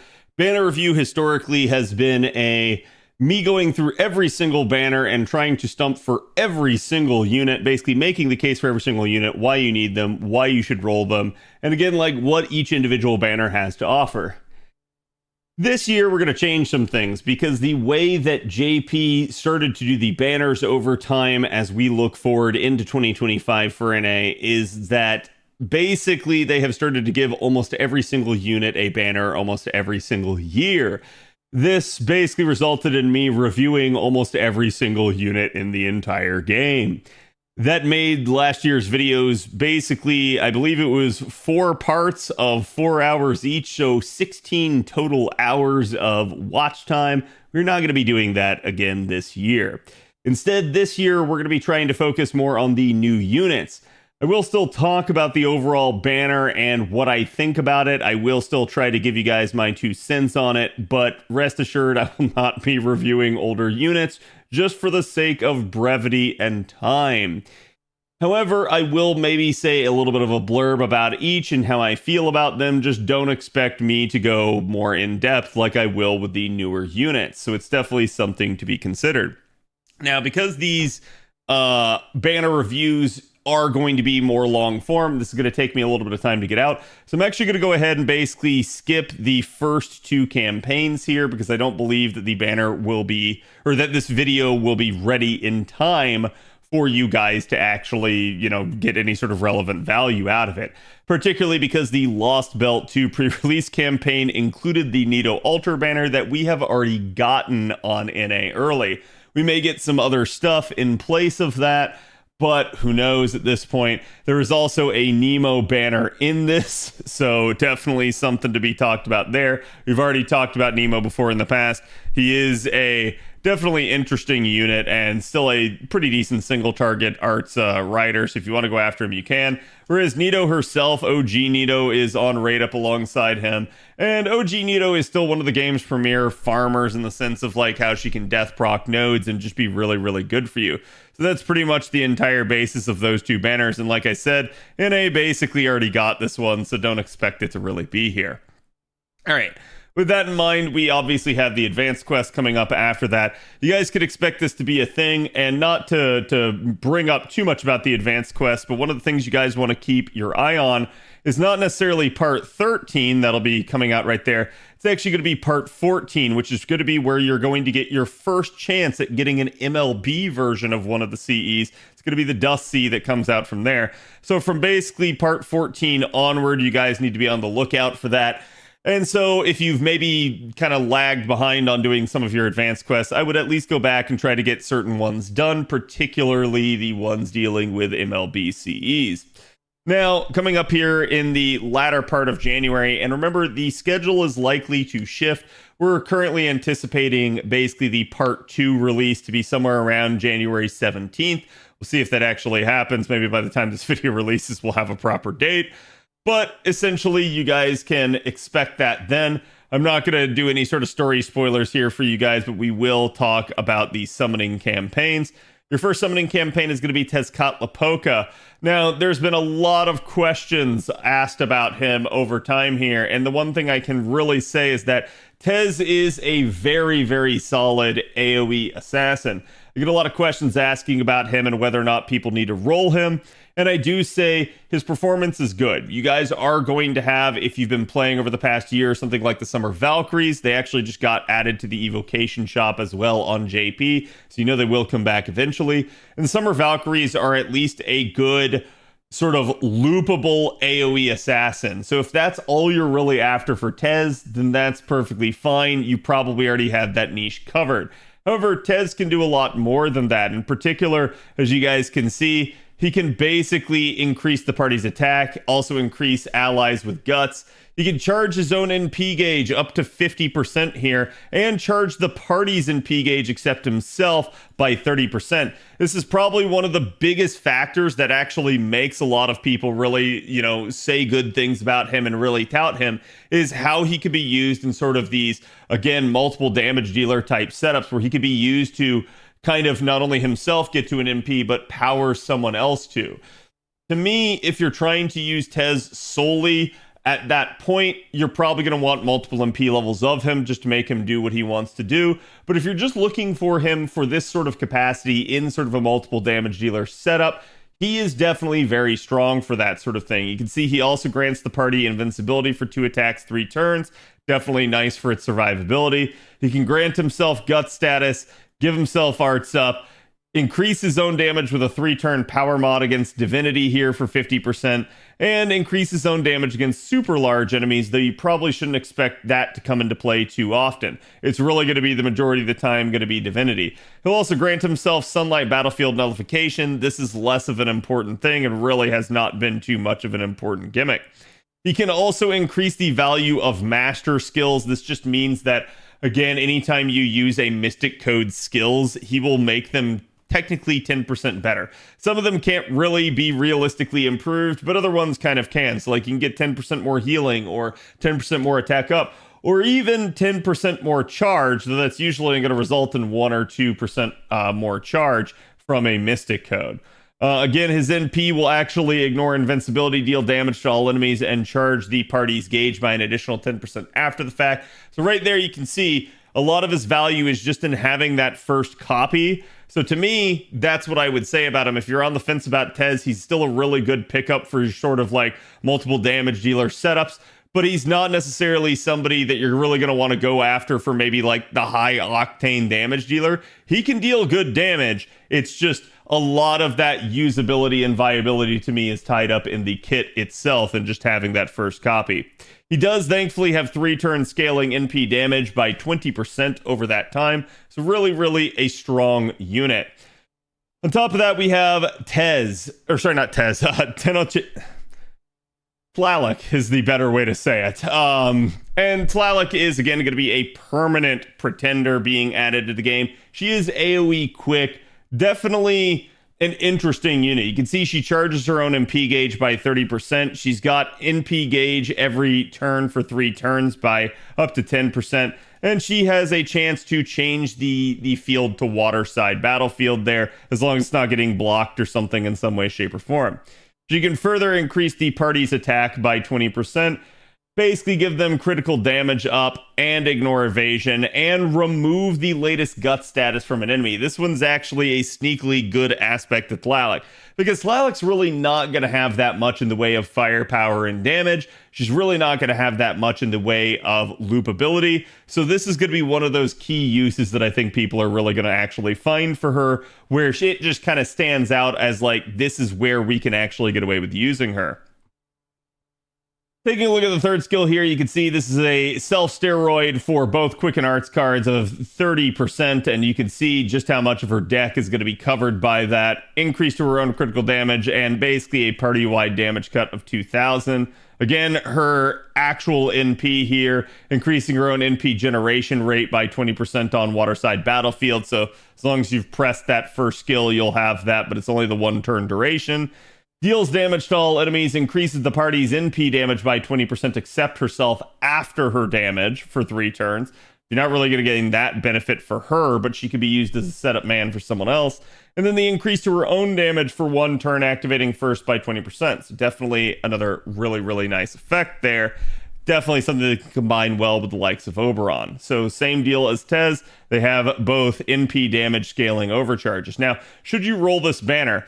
Well, the question for this is going to be, how badly do you want these units? Tez is going to be really useful for things like lotto compositions in the future. Not necessarily a gotta have, there are other ways to solve it, so you don't necessarily have to find yourself rolling here. But there are also some good craft essences that are going to be added to the general pool based off of this. Still, not really anything on rate up since it is an actual story rate up. So do you need to roll here? I'm going to say that choice is up to you. Tez will have other banners later on. You could definitely try to target him there. But keep in mind that the later he comes back, it's probably going to be around summer, if I remember correctly. So this is, again, going to be another one of those iffy sort of situations. To me, Tez is not a gotta-have unit, but he is good enough that a lot of you guys should consider as to whether or not you need him. I do think most of you guys will probably have your AoE damage covered for your assassin. So to me, a lot of that viability is, again, going to be added in his kit. Meanwhile, Tlaloc, not a unit anyone has to have, just a really fun, cool unit, especially with her design. Summoning campaign number 2 here is going to be Kukulkan alongside Tlaloc. We've already covered Tlaloc, so I'm not going to bother talking about her again. No new Cs or anything here. Now, Cuckoo is going to be another one that's really going to be sought after. You're going to see a lot of people asking about her as she comes out. The one cool thing I can really say about Cuckoo is that she hits like a Mack truck. So there have been a lot of comparisons to units like, again, say Tiamat that are coming out later in the year, and Cuckoo is definitely up there for consideration.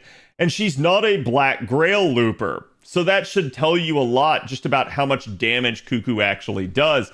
You can see her attack stat is already just bonkers right off the rip. She's got a gorilla deck, as we like to call it, triple buster, so she can do a lot of oonga boongaing. And realistically, her kit has a unique mechanic where she has 50% targetable charge with her second skill. Basically, invincibility for herself, buster up for 3 turns, NP damage up for 3 turns, and again, attack up and party attack up here. The unique mechanic that's really going to flow through her kit is going to be that Cuckoo needs to consume stars in order to enhance her skills.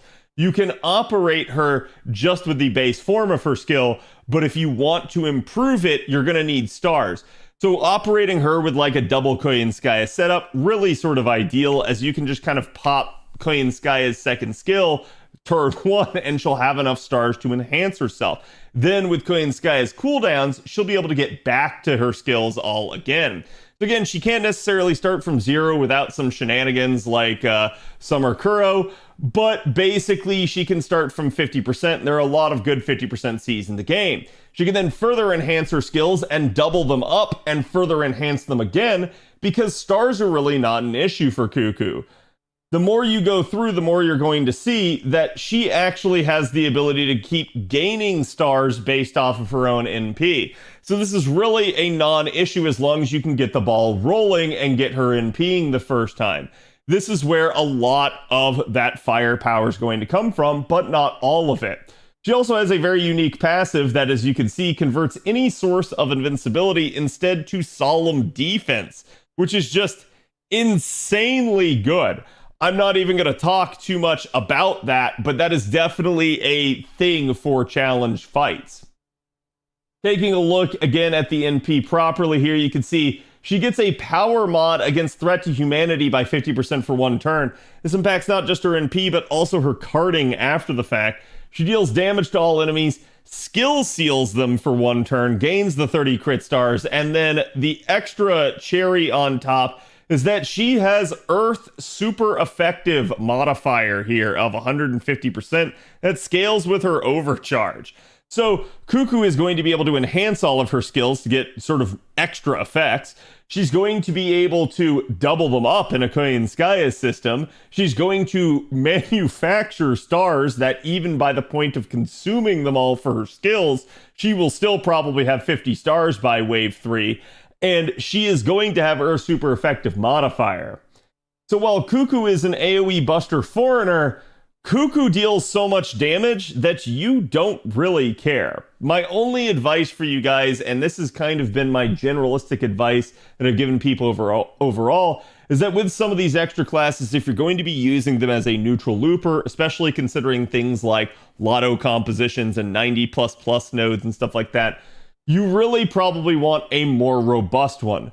Cuckoo can deal amazing damage at NP1, but if you're trying to take her into a neutral node in a high sort of like level scenario of like 90++ or something higher, then you might want to consider getting that NP2 copy. It can definitely help out. For everything else, you just want to make sure that you're trying to find nodes that have the Earth attribute.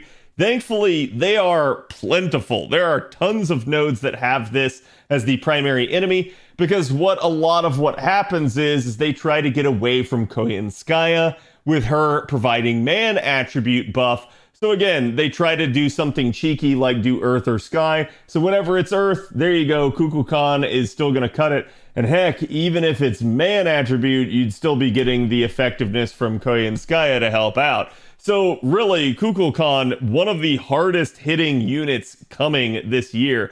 Very good for AoE farming, very good for adaptability. Again, 50% charger, and that charge is targetable. So yeah, do not sleep on Kukulkan. She is a strong enough unit. Every single one of you should be deciding whether or not to get her. Do you have to have her? My answer is no, but I think she's strong enough that you should consider getting her regardless of how you feel about the unit. So again, that's going to be your second banner coming out. This will come out basically a week after the first one. So again, do you need to roll Kukulkan? Same sort of deal. She will have other banners later in the year. Probably a better time to acquire her now early than later, but again, up to you, and whether or not you roll for her at all is still your prerogative. All right, so that's going to be January according to JP. Now remember, because things are going to shift forward a little bit, we can begin to talk about February here already. So I do think you can expect a little bit of a forward crunch. This is usually due to the fact of how NA operates, since we often celebrate our anniversary about a month earlier than JP did. You can expect very much more of the same, because NA kind of has a little bit of a problem with the way the event structure flowed, and they're going to need to shift kind of forward in time. They don't really have an option of moving something after the anniversary this time around. So, to me, expect a little bit of a forward crunch. That's probably one of the reasons why you'll be getting LB7 Part 2 a little bit earlier. Also, just in general, to cut down on the delay, because people did not like how long it took on JP. But so as we start heading into February, which may still occur in, again, January for NA, you can see we had the FGO Winter Party campaign. This was a live event in JP, and this is basically when JP finally got their survey for this year. Now, on JP for the prior year that just happened, They technically got their survey basically in the middle of the year, but here, right here for the upcoming year for NA, it still happened early. Whether or not NA gets a survey early on or maybe a little bit later, I don't know. I can tell you this survey was a source of a lot of frustration because this came right after the delay of LB7 Part 2. If you guys remember, they did actually announce a delay and apologize for it. So there was a lot of vented frustration in that survey.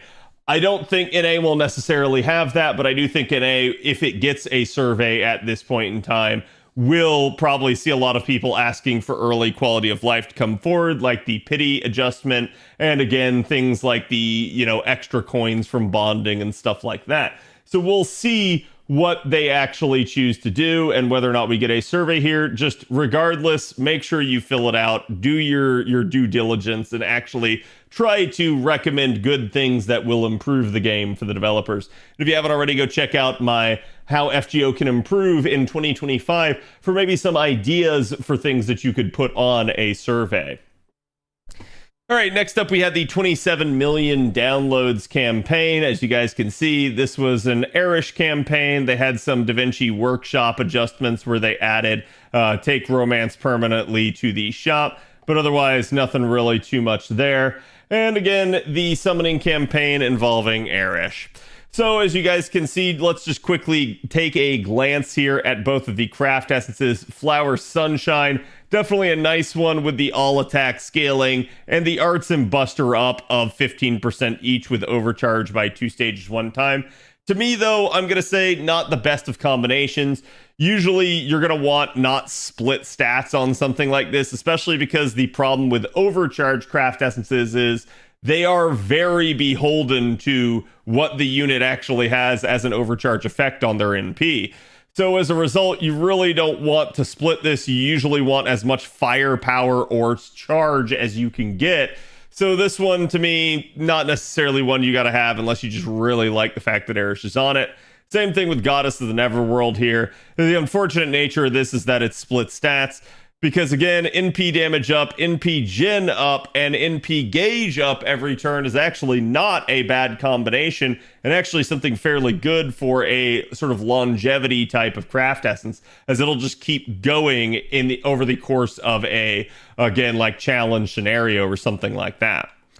Now, Arish has already been talked about a ton. I'm not going to do too much talking about her here, but remember, Arish is not the Arish of old. She's still a 50% charger, and the one thing I really want to bring up here is into the future, as we start to look forward, we get the 5th append, the skill reloading append, and what this actually does on top of the NP interlude that Arish has now had, giving her the Earth super effective modifier, that 5th append, if you have the coins to unlock it, turns Arish into a Black Grail Looper, making her hit quite a bit harder. Her, you know, NP, like in wave 1 and wave 2, not too great, but by wave 3, she becomes quite a bit of a monster, being able to punch well above her normal weight. So again, it's definitely something to consider if you're looking for an alternative to, like, say, Melisyn or something like that. Do you need to roll here? Again, totally up to you. If you really like Arish Kagol, I could definitely recommend rolling here. Just keep in mind you will have Valentine's coming up with a whole bunch of other units being added in that. So again, totally up to you, but Arish is a fairly solid unit, especially as we look forward. So then next up on the list is going to be the Valentine's event. This is where Giga Pope came into the game, as I like to call her, and it's definitely an interesting one. I'm not going to end up doing a full review of everything here, but essentially there was no welfare for this event or anything like that.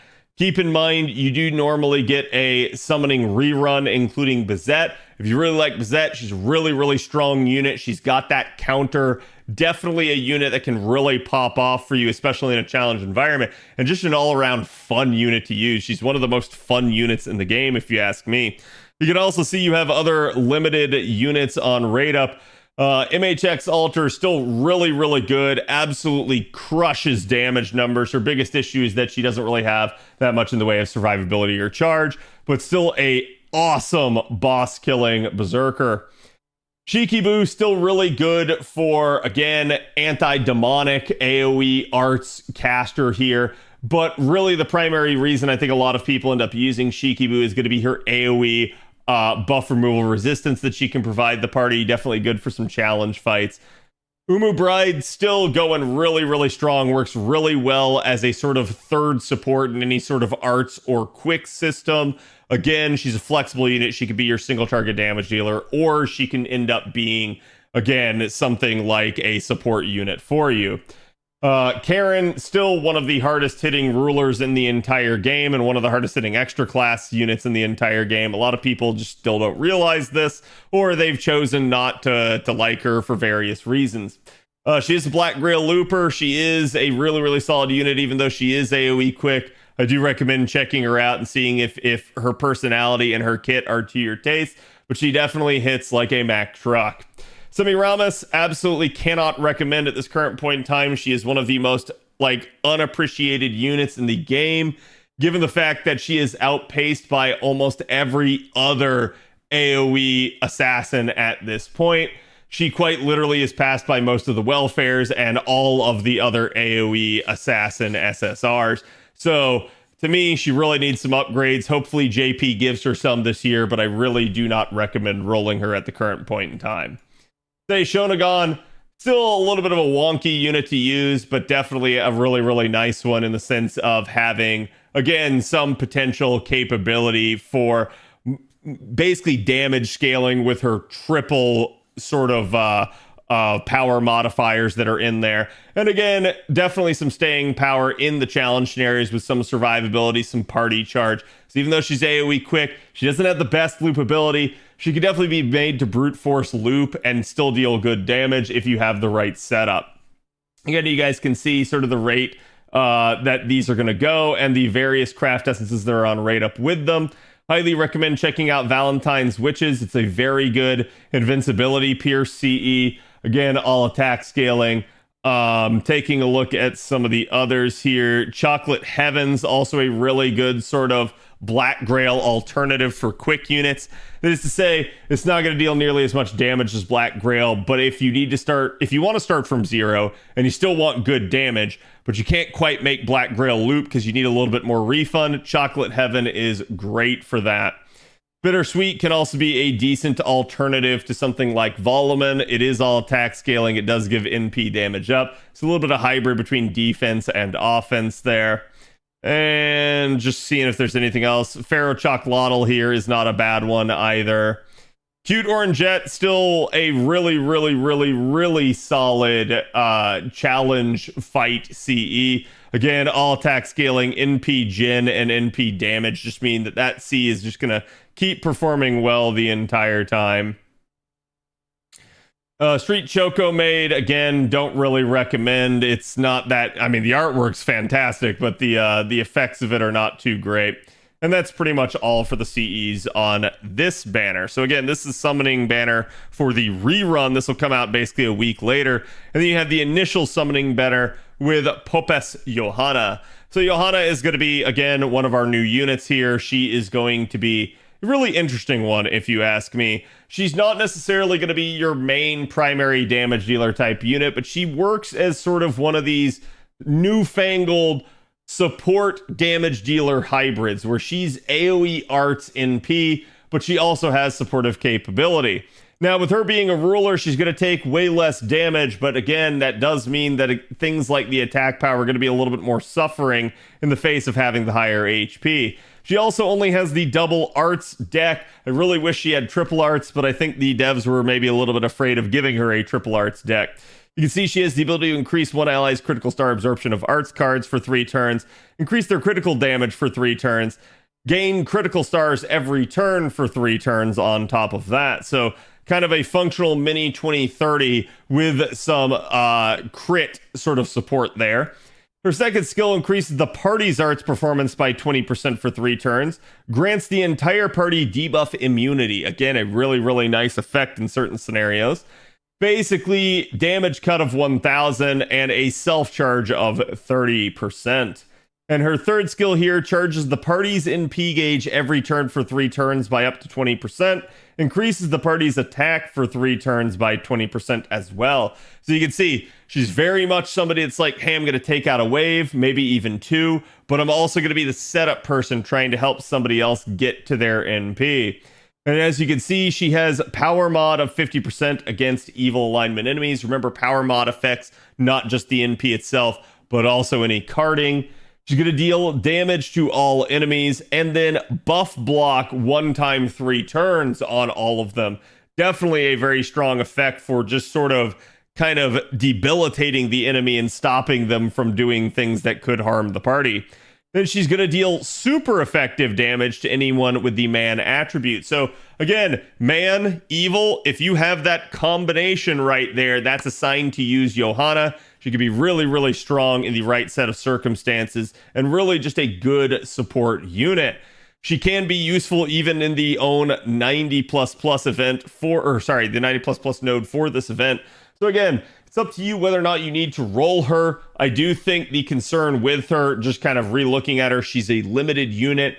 You're not going to really get her unless you try to actually roll for her here. And there are other servants on rate up. The key thing to understand about the other servants here in these banners are basically during Valentine's Day, you can only roll female units or, again, non-gendered units. You cannot roll a male unit, basically, during these banners. So, taking a look at the rest here, we've got Ketz. I really want Ketz to get another upgrade. Ozzy has kind of outpaced her here recently. She is still a very fun unit to use, but ultimately I do feel like she's kind of losing the struggle a little bit. Mabe, still insanely good in certain scenarios, particularly against male enemies. So totally up to you if you want to go after her. She's usually not most people's first pick for a single target rider. Her kit can be a little bit wonky, but still really, really nice. Galatea, a lot of people kind of saying that she, at this point has been outpaced by Vlad and the like, but still she has some really strong stuff, and the devs have dealt with her primary issue of her deck and how to get back to another NP with the buff to her Buster card. So I do really, really like the way she performs now. And still, for a single target Arts Berserker, the fact that she has 100% defense up, still very, very strong. Artemis, aka OG Orion, absolutely needs some love. She is one of the only SSR single target archers that has actually had an NP interlude, but her hit counts are abysmal, and she doesn't really have any sort of charge or really like any sort of staying power to get back to another NP. So for one-shot damage against man enemies, fantastic. For everything else, not too much. Nightingale honestly could probably use some love at this point. Can still be used as a challenge support, albeit somewhat worse than most of the other options within the meta at this point. It can still be used as a Buster-centric unit or a debuff support type unit. But ultimately, to me, not really worth going after, and she is a permanent unit. Next up here, we have Sanzang. Sanzang's still a very, very good single target Buster-based caster. 80% charge, which with combined with the 20% append means she can go 0 to 100 in one turn. Still really, really strong. Does have some party support in there as well. Laratoria, I love my girl. She probably needs the NP interlude that she sorely lacks at this point. She has begun to lag behind some of the other AoE Lancers like Erish, Roma, and Melisson. They really need to take another hard look at her on JP this year, I hope. But she's still not unusable. She still has the basically anti-chaotic, anti-evil power mods that can both be combined for multiplicative damage there. Seatonai could probably use a little bit more love.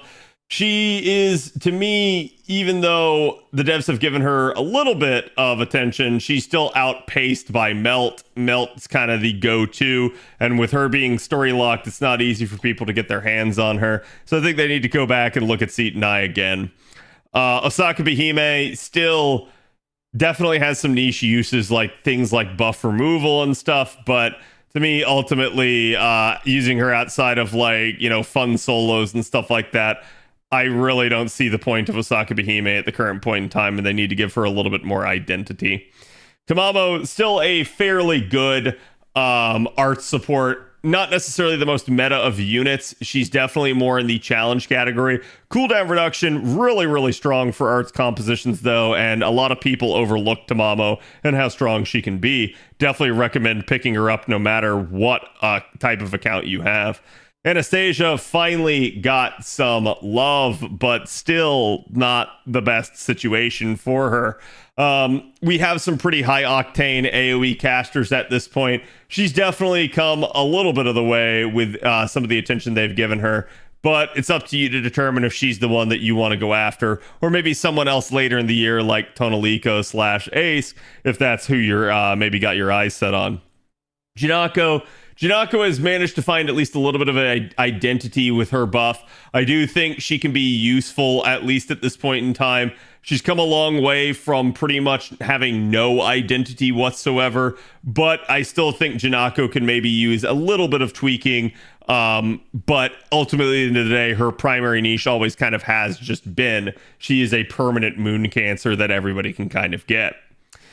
Europa needs some attention. She's kind of been left behind by the likes of Drake and really a lot of the other riders that kind of outcharge and out damage scale her. To me, she definitely needs some love. Dioscuri here, again, this is a joint servant, so that's kind of why they're still able to appear here on Valentine's. Dioscuri, not necessarily going to be the most damaging of the units. They are permanent, but the thing is, they are pretty fluid when it comes to their card performance and their looping, and they do have invuln pierce, and that's something that's really, really nice about them. They can kind of just carve units up, and that's really, really good for them. Jeanne still could use some upgrades. She's a lot more usable nowadays than she used to be, but ultimately they really got to take another look at her basically first and third skills there that really need the attention. Altera, a lot of people overlook Altera, but Altera is still quite a bit of a monster in the correct composition here. If you're working with Double Koi and Skya Oberon setup, Altera can absolutely just wreck face and is still a very, very strong AoE saber. Bradamonte's gotten some love finally and is a much more fluid looper. She can loop with Black Grail at times, but to me, I feel like they still need to maybe take a look at her, especially given how strong some of the AoE Lancers are. But this is more of a macro problem with the AoE Lancers and less so with Bradamonte. Shez could probably honestly use something again. She's had a lot of love over the years, but ultimately, to me, she still lacks a lot of identity. She's anti-king niche. She does have guts for the entire party. I think those are primarily the reasons that you're going to want to use her. But to me, that's not very much of a use in most scenarios. Drake has again gotten some really nice upgrades. I think she's very, very strong. The only reason as I've said before, that you don't see a lot of people using her is because she's a very early in the game unit that a lot of people had from basically day one, and so a lot of people ended up not day one, basically by Okeanos. But essentially, a lot of people just kind of already used her a ton. She was really good in the early days of FGO, and so a lot of people have bonded her out at this point. Jack the Ripper still could probably use an upgrade at this point. She only had a half NP interlude. They need to give her the other half at minimum. So I think they need to revisit Jack. She's still really good star generator, still really good anti-female killer, which is definitely a rare niche in FGO. So I would definitely like to see them give her a little bit of love in that regard. Mordred, again, a lot of people probably overlook Mordred at this point, but Mordred is very similar to Altera in that regard, where they've given her so many buffs that she's become a little bit of a monster. So Mordred's still really, really solid for AoE damage and definitely a decent option. Vitra basically being anti-divine as a Lancer is awesome because there are so many divine archers out there, so she can definitely be a really, really good unit. She can also provide that niche to anybody else in the party. She is permanent. She is an AoE arts looper though, so I do think she's worthy of attention. Artoria, as you guys know, still really, really strong. She's beginning to kind of get outscaled by some of the other AoE sabers at this point, but that's mostly due to the fact that a lot of her steroids are one turn only, so they can't be doubled up in a Koyan Skya system as easily as maybe some of the others. And again, I do think you have some decent capability there, but it's going to require usually, again, some form of proper team composition with the Koyan Skies and Oberon. Still, she still hits like a Mack truck, and the fact that she's getting outscaled just means that the other Sabers are hitting even harder. It doesn't mean that Saber is weak in any shape or form. Looking at Nito Alter, again, she just got added prior to this earlier in the year. As we already mentioned, she came to NA early. Still a very, very solid unit. I'm not going to spend too much time talking about her since I have a full-fledged video out on her that you guys can go watch. But again, she is a 100% charging AoE arts Avenger, and she does have quite a bit of party capability as well in that kit. I really like her design. If you do too, feel free to go after her, but she is permanent and she can spook you at any given point. Taking a look at the craft essences in this banner, Winds of Spring here is ignore invincible, arts up, and NP damage with all attack scaling. Definitely a really, really nice combination there. So again, do you need to roll any of these units? That is 100% your prerogative. This is always the issue with Valentine's Day. There are so many units on rate up. You need to pick and choose carefully. Just keep in mind as you start to look at these units that, again, you are going to have issues if you're trying to, like, say, go to pity on each one of them. Since pity will only apply to the one banner, it's not going to apply to, like, each and every subsequent banner. So keep in mind that's going to be an issue. And actually, sorry, I dragged this over this, but it's actually going to be two different banners right there in that regard. So again, totally up to you. How do you want to spend your courts? Just keep in mind, you may have other goals further in the year. Things like anniversary units, summer units, or again, maybe just another event and other units that you may be having your eyes set on, like Tiamat, or again, someone like Draco coming up later. So this is totally up to you. Just keep in mind you may want to save courts for later in the year. So that's something I can't really advise you on. I can just kind of try to tell you how the units function generally overall. So again, that's going to be your Valentine's Day event. It'll probably occur a little bit closer to Valentine's Day for NA, probably with more the end happening towards Valentine's rather than the beginning, as again, it happened on JP. Now, there was the campaign too that we already talked about, so we don't have to talk about that. This is Advanced Quest Part 14, so sometime probably like mid-February is when you can expect this. And this is again going to be when you get an actual MLB version of the CE. Now, as we go through and we start to talk about March here, let's take a look. So we had the Chaldea Boys pre-release campaign. Taking a look right here, you guys can see we get the Da Vinci shop update, which is basically going to add the craft essence exchange for the White Day Spectacles event that was there. Again, you got the command codes that are going to be coming in, and it looks like several of the sunglasses / glasses outfits that were available during those events. Some of them will be free to unlock if you manage to, again, have these relevant story chapters cleared. And there will be a Phantom Thief unlock basically for free as well. So again, up to you to determine how you want to do that, but it is what it is. It doesn't look like there's really anything else here. Just kind of checking.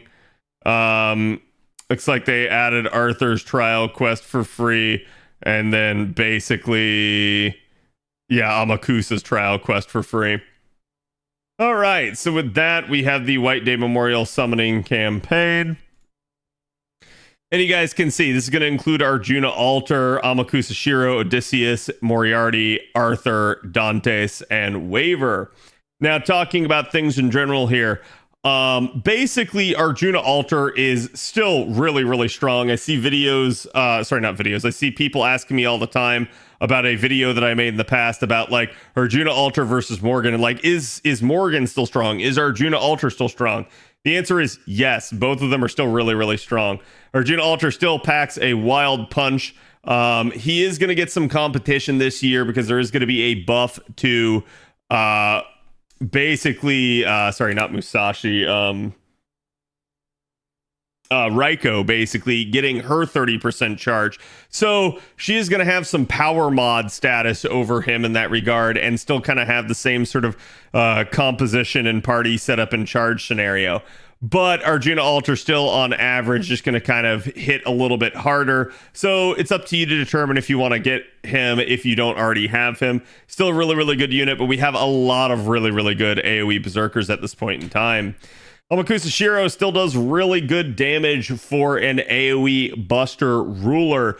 To me, his primary niche is and always has been his ability to remove buffs before his NP damage goes out on his NP. So that's really, really a strong factor for him. His kit, though, really wonky, kind of difficult to use fluidly. So up to you. I think for like just buff removal, he's a solid option to have.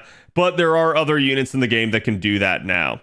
Odysseus still deals a little bit more damage than other units out there like Da Vinci Rider, and definitely has the ability to remove defensive buffs before his NP goes out. Something that's really, really nice for him.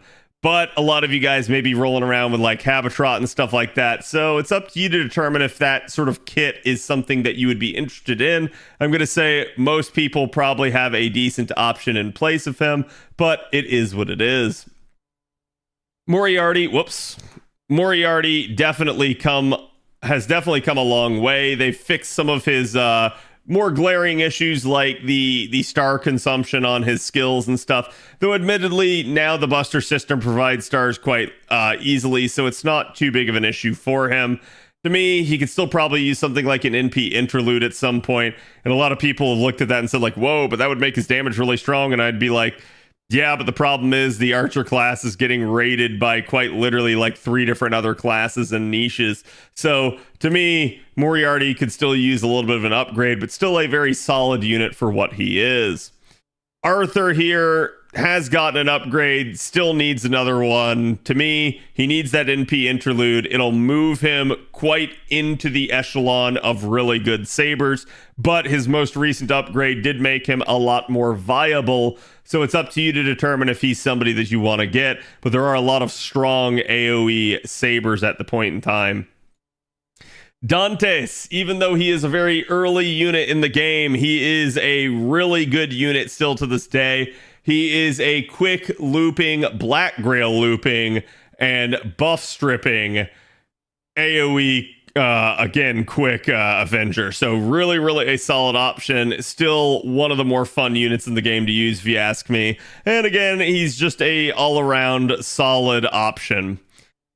Waiver, if a lot of you guys didn't get waiver on your initial SSR ticket, this is your opportunity to rectify that. If nothing else, my general purpose advice is while he's not the strongest, most meta of supports anymore, he is the free option. He is the option that a lot of you guys should already have. He's a 50% charging unit as a support. That's really, really strong no matter how you slice it. Still has a lot of options in stall compositions if you wish to use that sort of thing.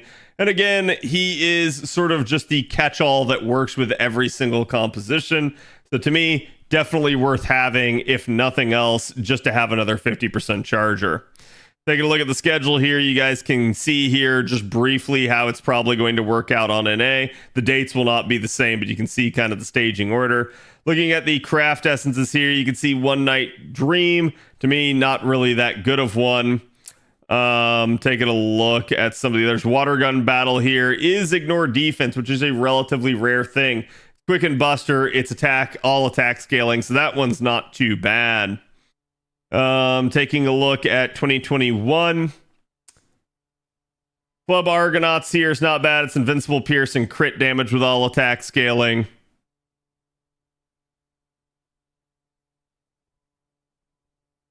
(2022) we've got Royal Traveling Incognito. Same sort of deal. This is kind of like that one Renzi where it was a hybrid between essentially survivability and damage. You can see them trying to do that again. I don't really care for it too much in this case. It's crit damage up and invincibility, but it is what it is. Taking a look at 2019 here. Let's see. So Dance with the Rounds, definitely probably your best option. Star Absorption and NP Gain, also all attack scaling. To me, though, really Star Absorption's not too big of an issue for most units, and this isn't so much that it's going to offset some of the cruddier units like Berserkers and Avengers. So could be useful, but probably rarely so. For 2018, Star of Camelot here is definitely another interesting one, but same sort of problem with stars being as sort of plentiful as they are at this point in time. I don't really recommend it. 2017, Talk of Hot Sands, still a decent one. It used to be a highly sought after one, but again, same deal. The star absorption's not really that strong nowadays compared to the way it used to be. As You Wish might not be a bad one. It's all HP scaling with NP gain and invincibility. So definitely a decent option there. But the real star of the show here that most people will probably try to get if they don't already have it is going to be Outrage. Outrage is one of the very few taunt CEs in the entire game. It very rarely gets rate ups, but out of all the taunt Cs that do exist, it's the one that gets rate ups the most since it gets one every Chaldea Boys. So this would be an opportunity to try and acquire it. However, you can get a singular version of it for spending some rare prisms if you go and unlock the 2017, aka on NA 2019 Chaldea Boys. You can buy/purchase with the ticket from the Rare Prism shop a copy of Outrage. I have a video talking about that. Feel free to go check it out if you want. And then 2016, taking a look here, Kiss Your Hand is all attack scaling with Quick Arts and Buster Up, so it's a tricolor one. Teacher and I is all HP scaling with Starting Charge and Star Absorption, not the best there. The real beneficiary here is actually Versus. It is split stats, but it has an 80% damage against Divine Power mod and also defense against Divine, so it is only the 3-turn duration, but dang, is that a strong CE if you manage to have it, especially at MLB. So again, totally up to you to determine if you wish to roll this banner. There are multiple options there. I'm going to say, just like with the Valentine's Day banners, it's your prerogative. One other thing to mention with these banners, remember, same deal. You can only roll men, so you can't roll any women on this banner, though gender neutral options can be there as well. The FGO Winter Party for Osaka, we will not be getting. The actual Chaldea Boys collection, basically, here is going to be, again, your ability to pick a CE for the current year. We will talk about that as we get into the proper event. So this is going to be your Chaldea Boys event for this year. Again, expect this a little bit earlier, probably something like early March rather than mid-March instead. Now you guys can see for this one, it's going to be the same sort of deal where you guys are going to, again, be able to get sort of a free craft essence from this. Let me see if they end up showing it and where it is.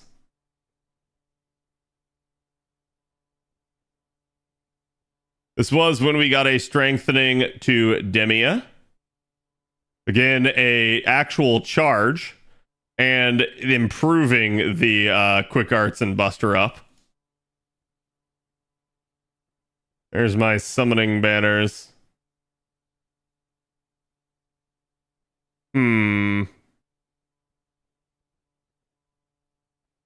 Well, I'm not seeing it depicted here for right now. Anyways, let's talk about the actual banners. So we basically, it's going to work very similar to how, again, like Valentine's Day worked. So you're going to have Takasugi here, and Takasugi is an interesting one. I'm going to say I'm really surprised when Takasugi came out that he was not a like single target quick SSR, because the game still doesn't have one in that regard for archers. So it was really a interesting thing that they kind of bucked that opportunity. But he is an AoE unit. His attack stats not altogether that bad. He does have the sort of standard 2 Buster, 2 Quick deck there. He's got party-wide Quick and Buster Up for 3 turns by 20% and Overcharge for the party. So he could technically be a viable version of a quick version of the Invincible comp if you wanted. He also has the ability to do cooldown reduction in his kit, as well as one ally's critical damage by 50%. So again, a really, really nice targeted skill there. He can grant himself guts for 1 time 3 turns, charge his own gauge by 30%, and increase his own attack by 30%. So definitely an interesting one there too. Oddly enough, he gets an arts up trait. I'm still not really sure why they chose to do that, but it is what it is. He deals damage to all enemies, and then he will also, with his overcharge, increase his quick, arts, buster, critical damage. Basically, each of the steroids is going to be for 1 turn, and then the critical damage for 3 turns. Each of them by 20%, and then the critical up by 30%, but each scaling with overcharge. So in that regard, the fact that he has already the 2 ranks of overcharge coming off the back, 1 rank of overcharge coming off the back of his first skill means you're going to be able to at least get the 25% the majority of the time. But unfortunately, because it is just the 1 time and because these do just have 1 turn durations, this is just usually going to be for his first NP. So this means that he will actually do a little bit more damage in the first wave, but not necessarily the 3rd wave. It's one of the things I don't really care for about his design. I do think Takasugi could be designed to be a little bit better, and in that regard, I don't think you really need to roll for Takasugi unless you really like Takasugi. To me, he doesn't really do too much to stand out. Again, the cooldown reduction is a nice thing. He is a limited unit, so if you don't roll for him, you're not going to get spooked by him.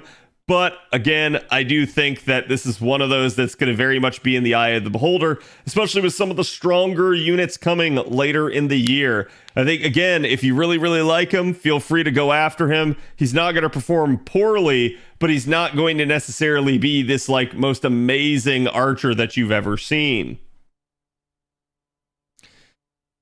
So, taking a look at the other servants on raid up here, you guys can see we have Tametomo. He's still in a very much of a weird spot due to his, how should I put it, charge scenario that he works out in. He has technically 50% charge over 3 turns, but due to the nature of how it works, he basically can only be counted on as a 30% charger. Taigong Wang, still a really, really good hybrid unit. He's again a sort of pseudo support, pseudo damage dealer. He works really well to either capacity. He's got a lot of power mods and niches. He's got party wide charge. I really, really do like him as a sort of like option for quick support. Again, we already talked about Dioscuri, so I'll skip over them. Xiang Yu, I think Xiang Yu is a lot more usable in the Oberon era than he used to be, but Xiang Yu still really has some issues with overall performance in terms of damage output and again loop ability. Nemo, again, is a really, really interesting single target, but we have talked about him before. And basically, Ku Alter here. Ku Alter definitely does some nice stuff with the ability to remove defensive buffs, and again, just realistically, his overall survivability with him being a buster gorilla, so to speak. And Kidu is still a very, very strong divine killer, basically in the sense that Clay can lock them down. Clay also has a 50% charge now, so it's definitely a really, really strong unit. Tesla, probably one of the game's more overlooked AoE archers and still one of its better kept secrets. Tesla is almost like Mama Raiko, but instead as an archer, and he definitely can hit really hard in the right set of circumstances. They fixed the majority of issues with his kit. He is a story-locked unit, but other than that, he has no real downside to using him, especially if you can find the niches in play for him to be able to be used in. Vlad definitely has come a long way as well. He's gotten a ton of upgrades, and it's really showing as he's still a really, really good single target sort of Swiss Army knife as a berserker who is arts. He can be a really, really solid looper for you. He can carve through just about anything, and again, he can be a decent option at this point in time. Old Man Lee still has some really good, powerful one-shot damage, but to me, kind of lacks the kit maybe that some of the other units have. In other words, basically, he's very much a boom and bust servant. He doesn't really have the charge or anything like that to kind of get him going again and again and again. So you're really going to be beholden on lining up his skills with his cards and his NP in order to get the most out of him. Not a bad unit, can still do good damage, but really doesn't have the charge that some of the other units kind of competing with him have.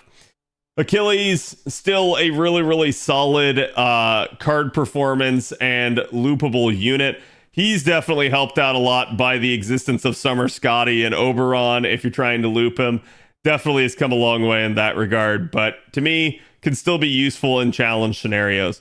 Napoleon is still a pretty decent AoE archer option. To me, I'd probably rather go after Tesla here at the current point in time, but Napoleon could certainly be a decent option with him being anti-divine and 30% charge.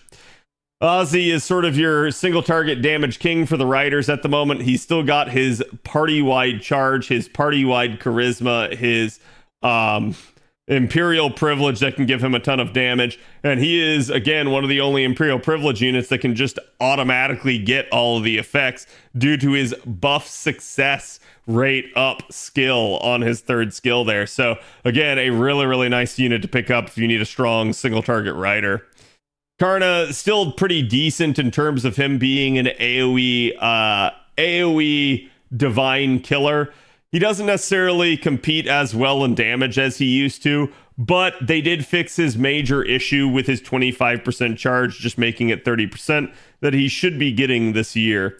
Arjuna, Archer, still, even though they've buffed him, to me, not in the best of spots. They really need to re-examine him. He's really lacking his identity at the current point in time. And again, a 3-star that I don't really need to mention too much there. Taking a look real quick here at the craft essences. Again, here's going to be your craft essences this year, so if you get to pick one. 3 in the black here is another ignore defense skill, or CE. It is quick up and NP damage up, which is definitely nice. Eternal Roma, all HP scaling there with invincibility and damage reduction. So neither of these are a bad option. I recommend 3 in black a little bit more because, again, ignore defense CEs are somewhat rare. Taking a look at some of the others here just to see if there's anything that jumps out at me. The debuff immunity one time here is not a bad effect, but otherwise nothing too much here that screams, hey, you need to get me in the lower rarities. Taking a look at the second banner, you guys can see you've got Mao Nobu here. And again, I've said this before, I'll say it again. Mao Nobu is a classic case of be careful who you make fun of in high school, because Mao Nobu has become a hot MILF. And Mao Nobu is a very hard-hitting AoE Avenger at this point in time. She works very well with the Koyanskaya setup. She is anti-divine, anti-sky. She cards like a Mack truck. Yeah, Mao Nobu is a really, really good unit compared to the way she originally launched. Okada Izo, the most notable thing about him is he is anti-humanoid, and it's a very, very good niche to have as an assassin. Doubly so because he's single target arts, and doubly so because he is a limited 3-star. So again, if you do not roll him, you will not get him. Same CEs here. And then looking at summoning campaign number 3, this is going to be the return of Sakamoto Ryoma. Sakamoto is another interesting unit. I think a lot of people probably look down on him at this point in time, and admittedly, damage-wise, he's not going to hold up against the likes of Melisson or, again, Roma or Erish. But he can operate as an arts looper. He's 50% charge. He does have overcharge in his kit as well. So you can use him in a sort of invincible comp if you need to. But again, it's totally up to you if you want to go after him. To me, I don't really necessarily recommend it, but he's not a bad unit in that regard. He still functions entirely how he is sort of made to operate. Again, whether or not you need to roll any of these units is your prerogative. I'm going to say there are better banners, basically, than Chaldea Boys this year. It's up to you if you choose to roll. I do think, again, it can help you out in the event if you do. And there can be other reasons maybe to roll just due to likability of some of the characters or gaining extra NP copies. But it's up to you. And again, that's going to be your sort of choice, balanced against future banners and other units that are going to be coming out. Okay. Chat, I'm going to end that one there.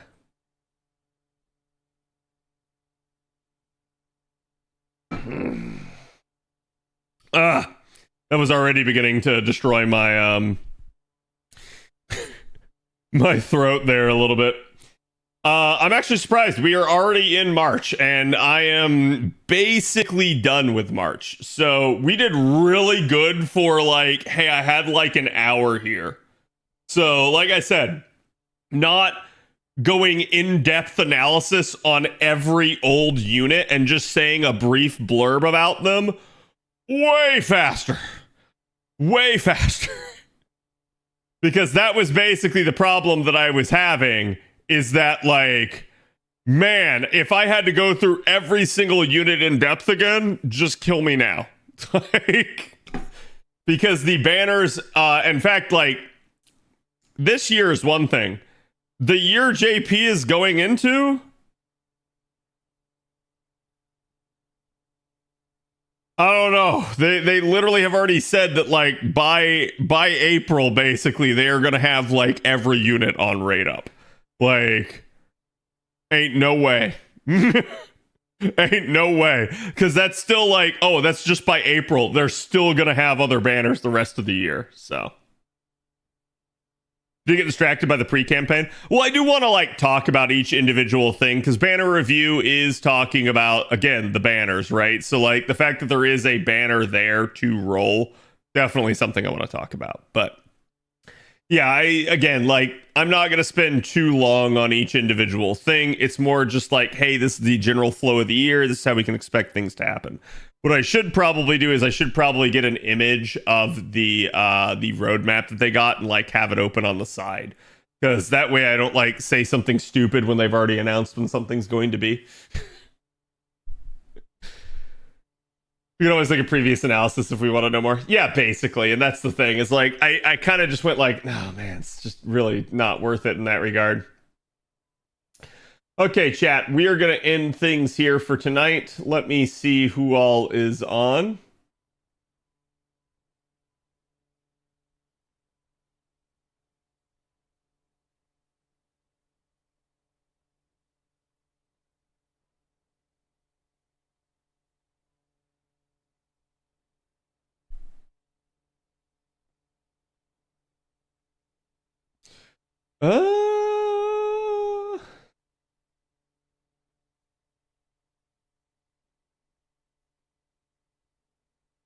Yeah, I am at least seeing. Let me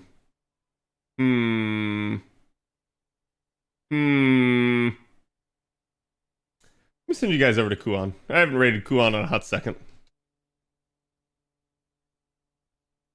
So Kuan likes to hang out in chat. Kuan's a fantastic artist as well, so feel free to ask him any questions. He's also drawn some Morelli art for me before.